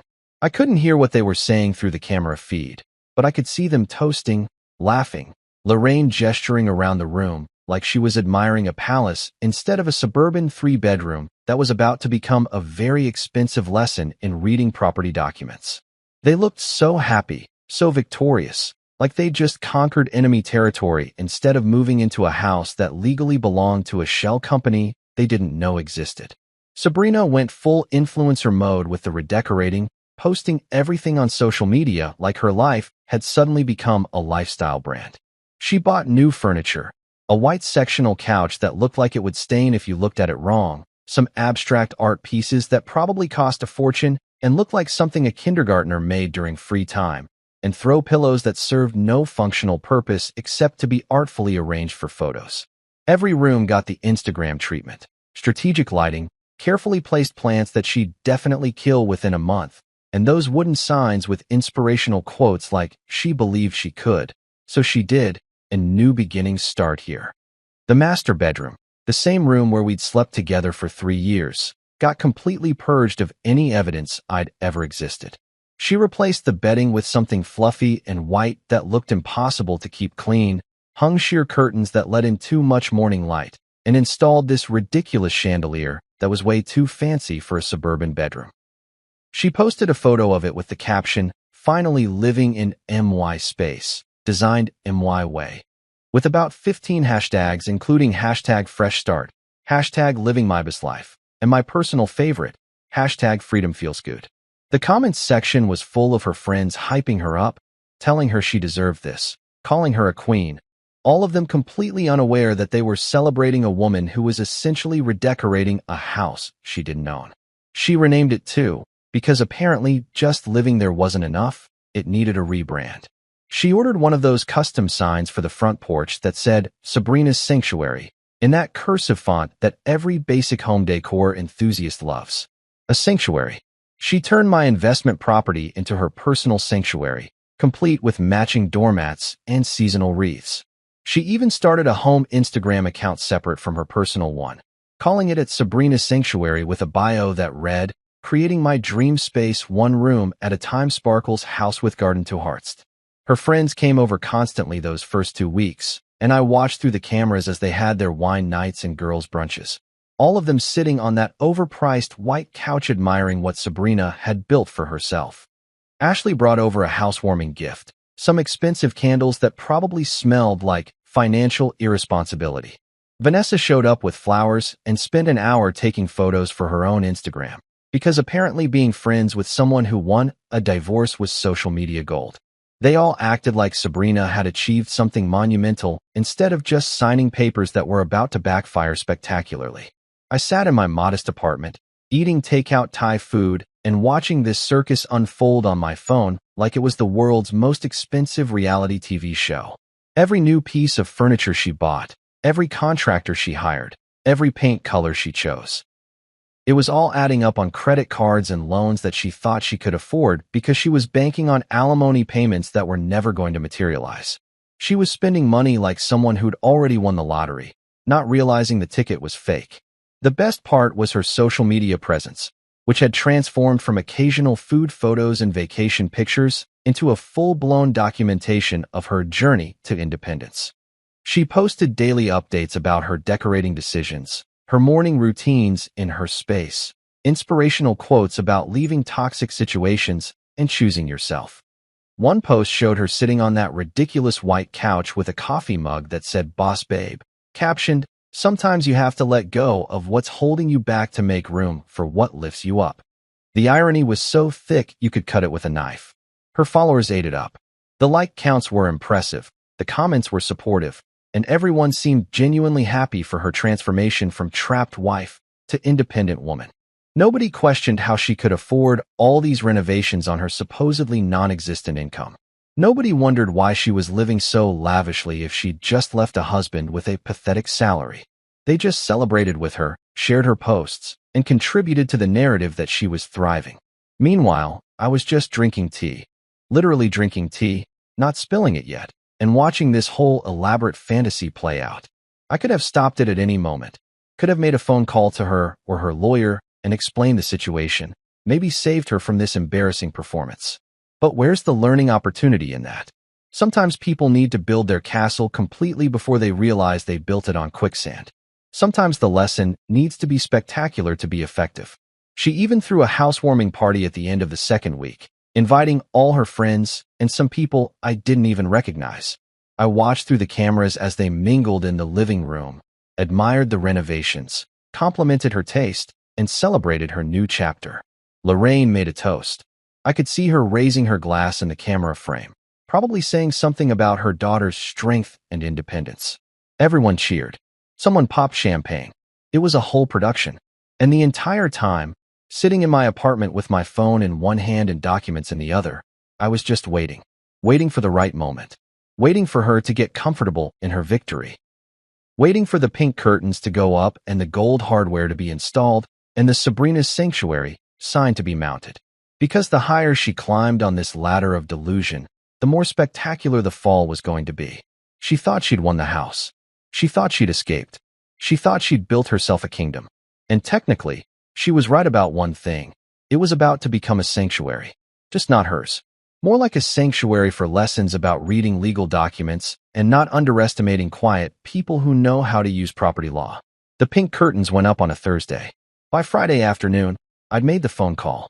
And just like that, the pin was pulled on the grenade she'd been sitting on this whole time, completely unaware it was about to explode. 2 days after the pink curtains went up, those god-awful pink curtains that looked like they belonged in a dollhouse designed by someone with no concept of subtlety, Sabrina got the phone call that would fundamentally alter her understanding of reality. I know the exact moment it happened because I was at work, sitting in my office during lunch break, eating jollof rice from this amazing Nigerian restaurant down the street that made everything with the perfect amount of spice. I'd been having a pretty decent day, actually. Solved a design problem that had been bugging me all week, got complimented by my boss on a project proposal, and was generally just vibing in that peaceful space that comes from knowing you're about to ruin someone's entire month. My phone was sitting on my desk, facing up, and I watched as Sabrina's contact photo flashed across the screen. I didn't answer. Not yet. Let her simmer a bit, I thought, taking another bite of rice. The phone stopped ringing, was silent for maybe 30 seconds, then started up again. Still didn't answer. This was too delicious to rush. By the third call, which came approximately 45 seconds after the second one ended, I figured I'd let her suffer enough and picked up, putting on my most casual, unbothered voice. "Hey, what's up?" I said, like I was just answering a normal call from someone I used to know instead of the woman who tried to financially destroy me. What came through the phone can only be described as a primal scream wrapped in words. What the hell did you do? She wasn't asking a question. She was making an accusation, demanding an explanation, and having a complete breakdown all in one breath. Her voice had that particular quality that comes from crying and yelling simultaneously, that ugly cry voice that's all nasal and broken and completely devoid of the composed, strategic persona she'd been maintaining. I took another bite of rice, chewed it slowly, swallowed. "I'm gonna need you to be more specific, Sabrina. What are we talking about here?" "The house," she shrieked, and I had to pull the phone away from my ear because she was hitting decibel levels that could probably shatter glass. "The trust. The company. What did you do?" So Marcus had finally done his due diligence. Better late than never, I suppose, though never would have been funnier from my perspective. "I didn't do anything," I said calmly, deliberately keeping my tone as level and unbothered as possible, because nothing makes an angry person angrier than someone being calm when they're losing it. "I just signed the papers like you asked. Marcus just called me." She was hyperventilating now, words coming out in gasps between sobs. He said the house isn't in your name. He said it belongs to some company called Torex Holdings. He said I signed papers as a tenant." "What does that mean? What did you do?" I set down my fork, leaned back in my office chair, and smiled at the ceiling. This was it. This was the moment I'd been waiting for, the payoff for weeks of playing dumb and letting her think she'd won. Torex Holdings is a shell company I created 6 years ago, before we even got married. The house is owned by that company, which is controlled by a trust. Your name was never on the actual property title, just the mortgage agreement. You were basically renting from my company this whole time. The silence that followed was magnificent. Not actual silence, because I could hear her breathing in that rapid, panicked way people breathe when their entire world is collapsing, but silence in terms of words. Her brain was clearly trying to process information that didn't fit into the narrative she'd constructed, like trying to force a square peg through a round hole, except the peg was made of lies, and the hole was reality. You can't. That's illegal, she finally sputtered. You tricked me. You had assets. Actually, I didn't hide anything. The information was publicly available in property records. You just never bothered to check because you assumed you knew everything. I was enjoying this way too much, and I'm not even sorry about it. And it's not illegal to own property through a company. Lots of people do it for asset protection. I just happened to set it up before I knew I'd need protection from my own wife. She was full-on sobbing now, that ugly crying that comes from realizing you've been outsmarted by someone you thought was stupid. This isn't fair. I lived in that house. I decorated it. I made it a home. With my money, I added helpfully. On my property, while planning to take everything from me. Yeah, that must be really disappointing for you. You can't do this to me. Her voice had gone from angry to desperate, that pleading tone people use when they realize they're screwed and are trying to appeal to emotions that stopped existing weeks ago. I have nowhere to go. I spent money on renovations. I had contractors. The furniture. Sounds like a you problem, I said, and I meant it. You should have read the documents more carefully before you signed them. But hey, look on the bright side. You got really good at practicing crying, so at least all that rehearsal is paying off now. I hate you, she screamed, and then there was a crash in the background like she'd thrown something. You're a monster. You manipulated everything. No, Sabrina. You manipulated everything. I just didn't fall for it. I kept my voice steady, refusing to match her energy because staying calm was the ultimate power move. You wanted to take my house, my money, my future, all because I wasn't rich enough for your Instagram fantasy life. You practiced fake tears to manipulate a judge. You plotted with your mother about how to destroy me financially. You called me soft, pathetic, not a real man. So excuse me if I don't feel particularly sympathetic that your evil plan backfired. She was making these weird, choking sounds now, trying to form words, but failing because rage and devastation were short-circuiting her brain. I heard Lorraine's voice in the background, muffled but distinct, saying something like, "What's wrong? What happened?" And I almost felt bad for Lorraine. Almost. But then I remembered her sitting in that kitchen telling her daughter to take me for everything, calling me too soft to fight, and the sympathy evaporated. You wouldn't do this to someone you once loved, Sabrina finally managed to say, pulling out the guilt card like it was going to work on someone she'd spent months treating like garbage. I laughed. Actually laughed. You're absolutely right. I wouldn't do this to someone I once loved. Luckily, I stopped loving you the moment I heard you and your mother plotting my destruction in our kitchen. That was months ago, by the way. I've had a lot of time to process my feelings and prepare my response. This isn't over, she threatened, but her voice had lost all its power. She sounded defeated, broken, nothing like the confident woman who'd slid divorce papers across the table with that victory smile. Oh, it's definitely over, I said. The divorce is finalized. The house is mine. You have no legal claim to anything. Marcus knows this now. That's why he called you freaking out, because he realized he based his entire strategy on information you gave him that was completely wrong. You played yourself, Sabrina. I just watched. She was crying so hard now that I could barely understand what she was saying. Something about lawyers and fighting this, and how I'd regret it. But I was done with the conversation.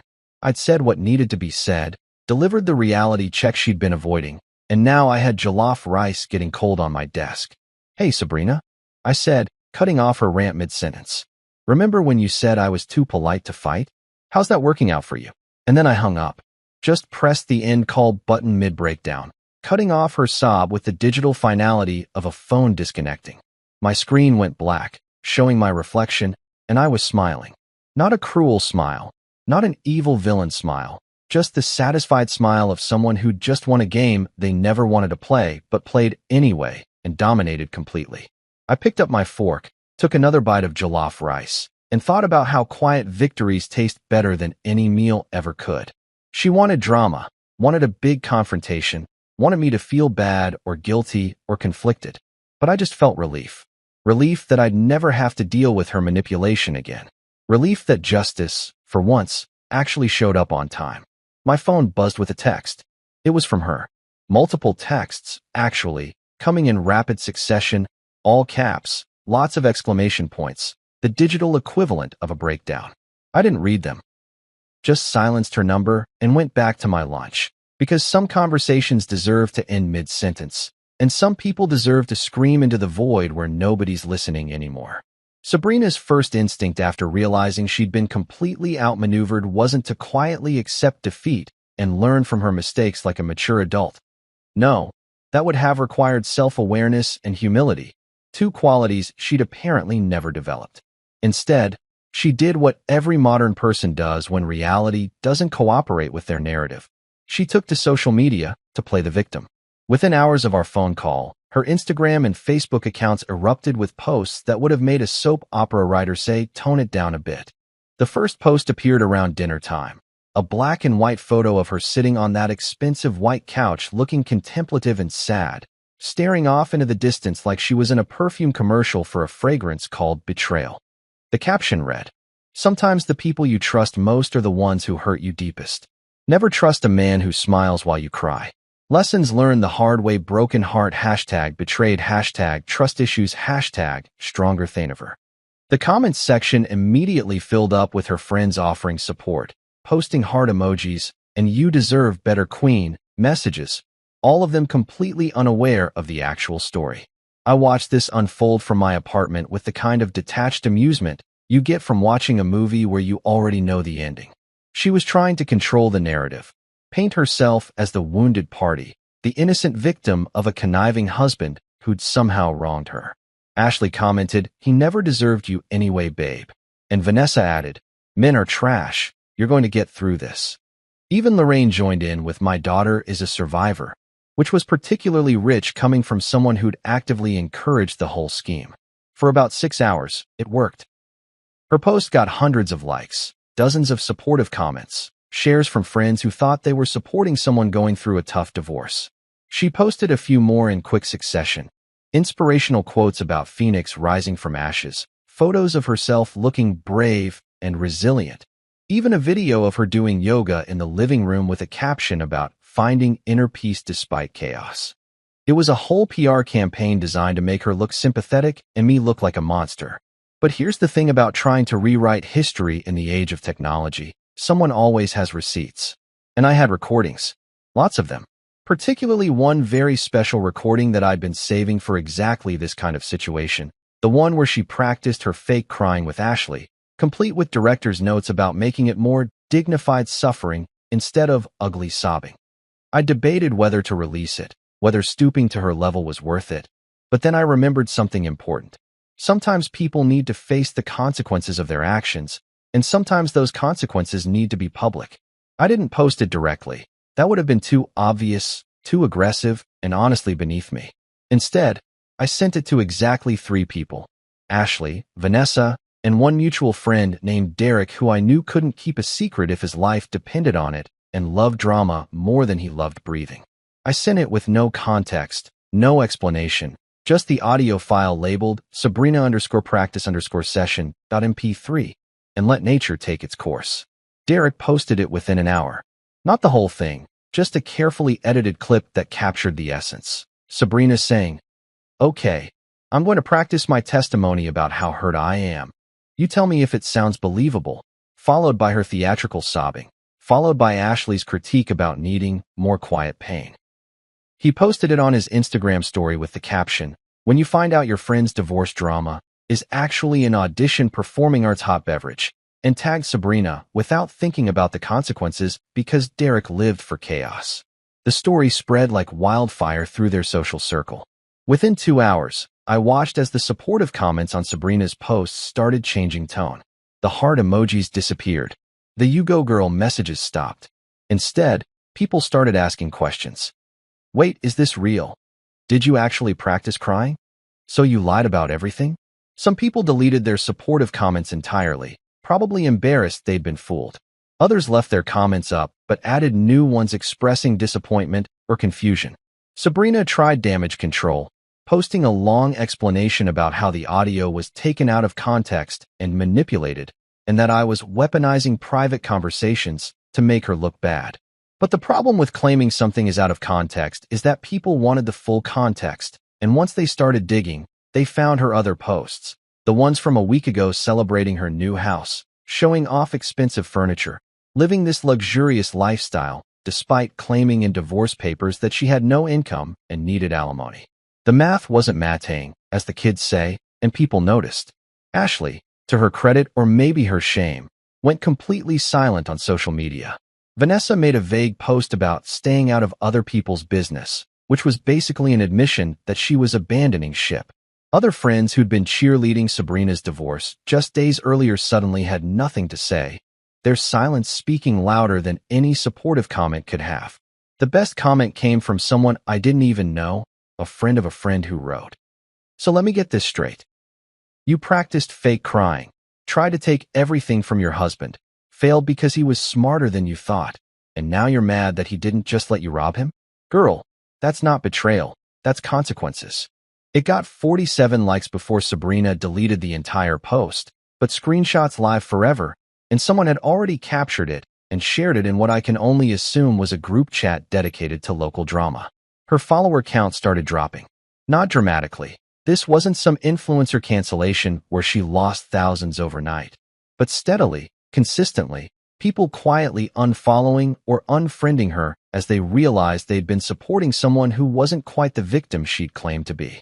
Her carefully curated image of the strong, independent woman escaping a bad marriage crumbled under the weight of actual evidence that she'd been the architect of her own destruction. Lorraine, predictably, tried to defend her daughter with a Facebook post about lies and manipulation and how some men will do anything to avoid taking responsibility. But even that backfired when someone commented, "Ma'am, your daughter literally practiced fake crying. There's audio evidence." Lorraine deleted her post within an hour, and I heard through mutual acquaintances that she'd stopped attending her bridge club because apparently Carol and Linda had some questions about her daughter's character that she couldn't answer. The social media meltdown culminated in Sabrina making her accounts private, which in the digital age is basically admitting defeat. She went from posting daily updates about her fabulous new life to complete radio silence, hiding behind privacy settings like someone who just realized the internet never forgets and screenshots are forever. Her Sabrina's Sanctuary home Instagram account got deleted entirely, all those carefully staged photos of her pink paradise vanishing as if they'd never existed. I didn't gloat publicly. I didn't post my own version of events or try to further humiliate her. I just watched it all unfold with the quiet satisfaction of someone who didn't have to say a word because the truth spoke for itself. Sometimes karma doesn't need your help. It just needs a little audio file and a friend named Derek who can't resist good drama. My own social media remained unchanged, still just occasional photos of food, work projects, random thoughts about sports or movies. I didn't mention the divorce, didn't reference Sabrina, didn't play the victim or the victor. I just existed, living my life, while hers imploded in real time for everyone to see. Because here's the thing about being genuinely wronged versus playing the victim. When you're actually innocent, you don't need to convince anyone. The evidence speaks for itself. Meanwhile, I sat in my apartment, scrolling through the aftermath of her social media disaster while drinking coffee and thinking about starting that podcast I joked about. Soft Men Don't Play had a nice ring to it. Maybe I'd make it about strategic thinking or property law, or just general life lessons about not underestimating quiet people. The content practically wrote itself, and I had a feeling there'd be at least one very dedicated hate listener tuning in from behind her private account settings, learning lessons she should have learned months ago. Exactly 1 month after the divorce papers were signed, because I believe in letting things marinate properly before serving them. Eviction day arrived with all the ceremony of a bank foreclosure and none of the sympathy. I'd given Sabrina more than enough time to figure out her living situation, find a new place, come to terms with reality, or at least start packing. But according to my property manager, Linda, who'd been keeping me updated with the enthusiasm of someone who clearly loved drama, Sabrina had done none of those things. She was still living in that house like nothing had changed, like the pink curtains and gold cabinet hardware had somehow granted her squatter's rights. I showed up at 10 in the morning on a Tuesday, driving my regular car that Sabrina used to complain wasn't nice enough, wearing jeans and a button-down shirt because I didn't need a suit to reclaim my own property. Linda was already there, a professional woman in her 50s who'd been in property management for 20 years and had seen every kind of tenant drama imaginable. Next to her stood a locksmith named Joe, a guy who looked like he'd changed 1,000 locks and wasn't impressed by anyone's sob story anymore. The three of us stood on the porch under that ridiculous Sabrina's Sanctuary sign, and I have to admit, I took a moment to appreciate the irony before ringing the doorbell. Sabrina answered looking like she hadn't slept in days, which she probably hadn't. Her hair was in a messy bun that wasn't the intentional Instagram kind, more like the "I've given up on life" kind. She was wearing sweatpants and an old t-shirt, no makeup, eyes red and puffy from what I assumed was a combination of crying and reality finally setting in. When she saw me standing there with Linda and Joe, her face went through about 5 emotions in 2 seconds: shock, anger, disbelief, fear, and finally resignation. "You can't do this," she said, but her voice had no fight left in it. It was the verbal equivalent of a white flag, a last-ditch attempt at resistance from someone who knew they'd already lost. "Actually, I can," I replied calmly, gesturing to Linda. "This is Linda, the property manager for Torex Holdings. You've been served eviction papers, you ignored them, and your 30 days are up. We're here to reclaim the property." The inside of the house hit me like a lavender-scented slap to the face. She'd really gone all out with the renovations, and walking through rooms I used to know was like touring someone else's Pinterest board come to life. The living room with its pink walls and white furniture, the kitchen with its unnecessary gold hardware, the bedroom with that absurd chandelier, all of it was there, a monument to expensive mistakes and poor financial planning. Sabrina followed us through the house like a ghost haunting her own life choices, not saying much, occasionally starting sentences that died in her throat. She tried one last guilt trip as we stood in the living room, surrounded by furniture she'd bought with money she didn't have. "You wouldn't do this to someone you once loved," she said, recycling the same line from our phone call because apparently her script needed updating. I looked at her, really looked at her, and felt absolutely nothing. No anger, no satisfaction, no residual affection, just a blank space where emotions used to be. "You're right," I said with a small smile. "I wouldn't do this to someone I once loved. Luckily, I stopped loving you months ago, right around the time you and your mother were planning my financial destruction over Chardonnay." Joe the locksmith started working on the front door, the sound of his drill cutting through the awkward silence. Linda was doing a walkthrough, documenting the unauthorized changes Sabrina had made to the property, taking photos of the pink walls and expensive fixtures that would all need to be addressed.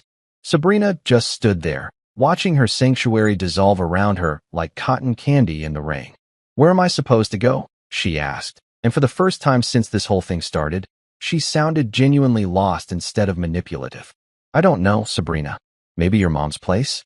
The same kitchen where you planned all this," I suggested, not unkindly, just stating the obvious. "You had a month to figure this out. You chose to spend that time redecorating and posting on Instagram instead of apartment hunting. Again, that's a you problem." The locksmith finished with a satisfying click, holding up a new set of keys that Sabrina would never have copies of. Linda handed me the keys with a professional nod, the transfer of power complete and documented.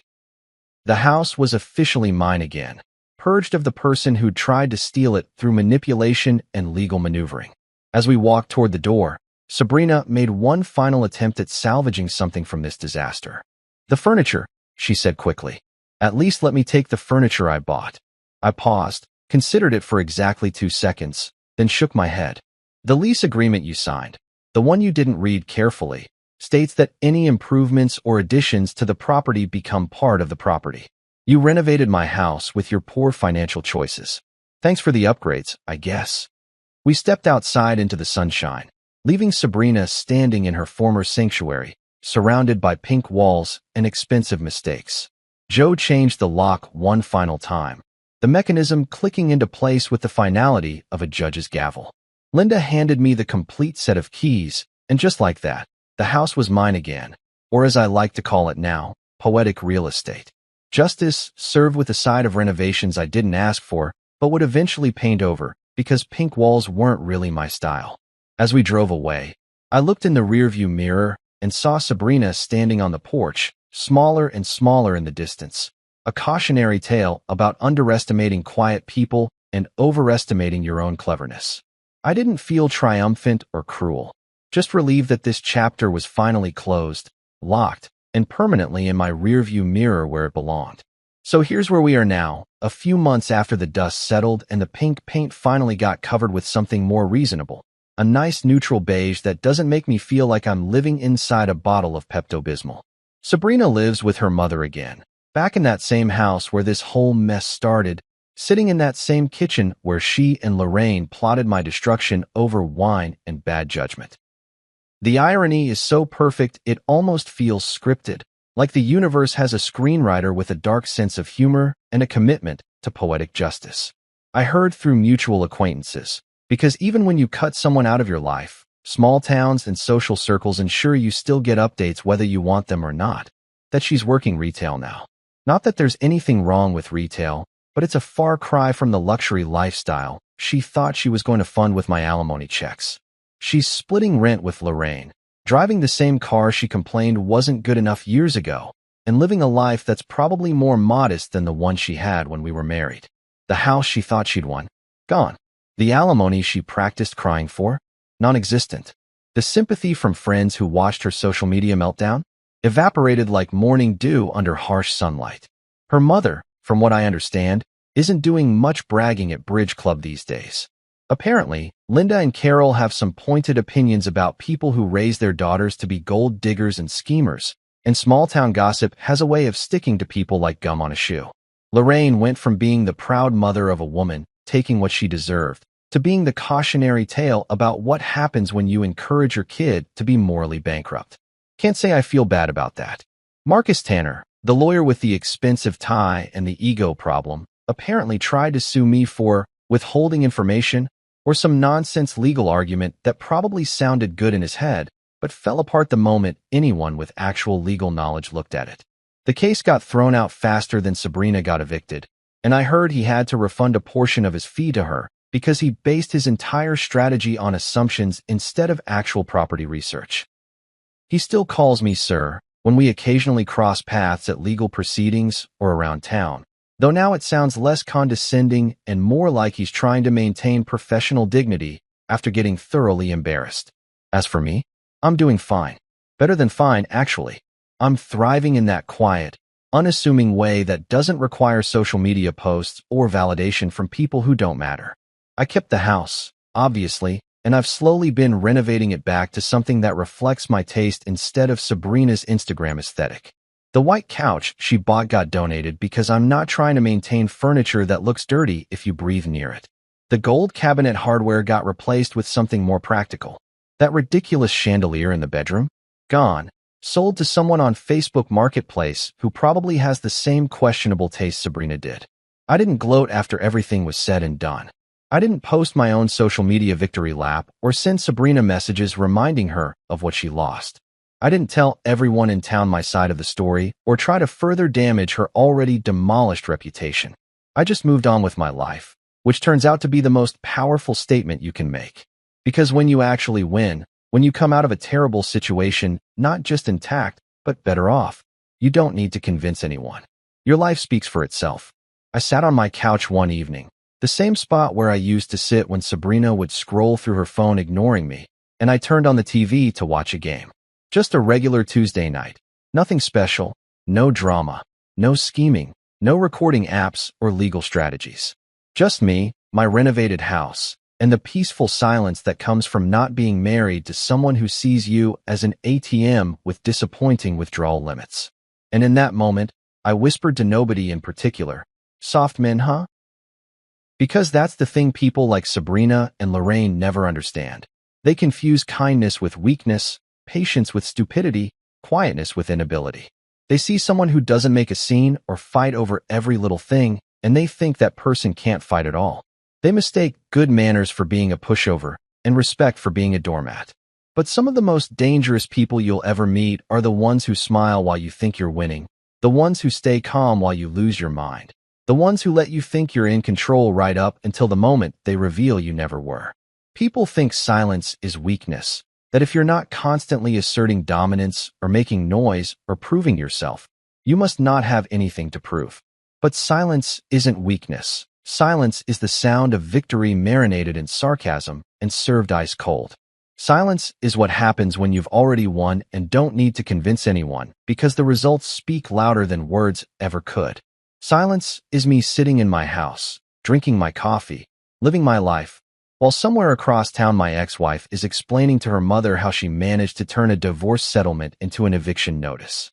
I didn't ruin Sabrina's life. Let's be clear about that. I didn't destroy her career, didn't sabotage her relationships, didn't do anything malicious or cruel. I just refused to be the victim she expected me to be. I just protected what was mine and let her face the consequences of her own actions. All I did was hand her a shovel when she said she wanted to dig for gold, and she enthusiastically dug herself into a hole so deep she needed a ladder to see rock bottom. She wanted luxury. She wanted a lifestyle that looked good on Instagram, a marriage that impressed her friends, a husband who made enough money to fund her fantasies without her having to contribute anything except judgment and disappointment.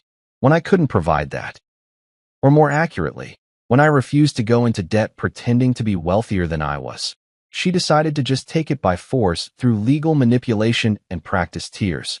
And I gave her a lesson instead. A lesson about reading documents carefully, about not underestimating people, about how karma works in real time when you're dealing with someone who's smarter than you gave them credit for. The best part? Her lawyer still calls me sir. Not in that condescending way he did during the signing, but with genuine respect tinged with what I can only assume is lingering embarrassment. Every time I see Marcus around town and he nods at me with that careful politeness, I'm reminded that sometimes the sweetest victories are the ones that keep reminding your opponents they lost. I think about starting that podcast sometimes, Soft Men Don't Play, where I could share stories about strategic thinking and standing up for yourself without being aggressive. But honestly, I don't need to. This whole experience taught me something valuable, that living well really is the best revenge, and that the people who need to learn lessons are usually too busy being bitter to listen to podcasts anyway. So here I am, sitting in my house that nobody can take from me, living a life that's peaceful and drama-free, occasionally thinking about that conversation in the kitchen that started this whole saga. He's too soft to fight, they said. And they were wrong. I wasn't too soft to fight. I was just smart enough to let them think they'd already won while I quietly prepared to dominate. Soft men don't play games we're not guaranteed to win. But when we do play, we play for keeps. And as I sit here in the silence of victory, surrounded by beige walls instead of pink ones, drinking tea that I bought with money that's still mine, I can't help but smile. Because Sabrina wanted a divorce, and she got one. She wanted freedom, and she got that too. She just didn't realize that freedom works both ways, and that the person she was freeing might have been waiting for permission to stop caring. The shovel was always in her hands. I just let her dig.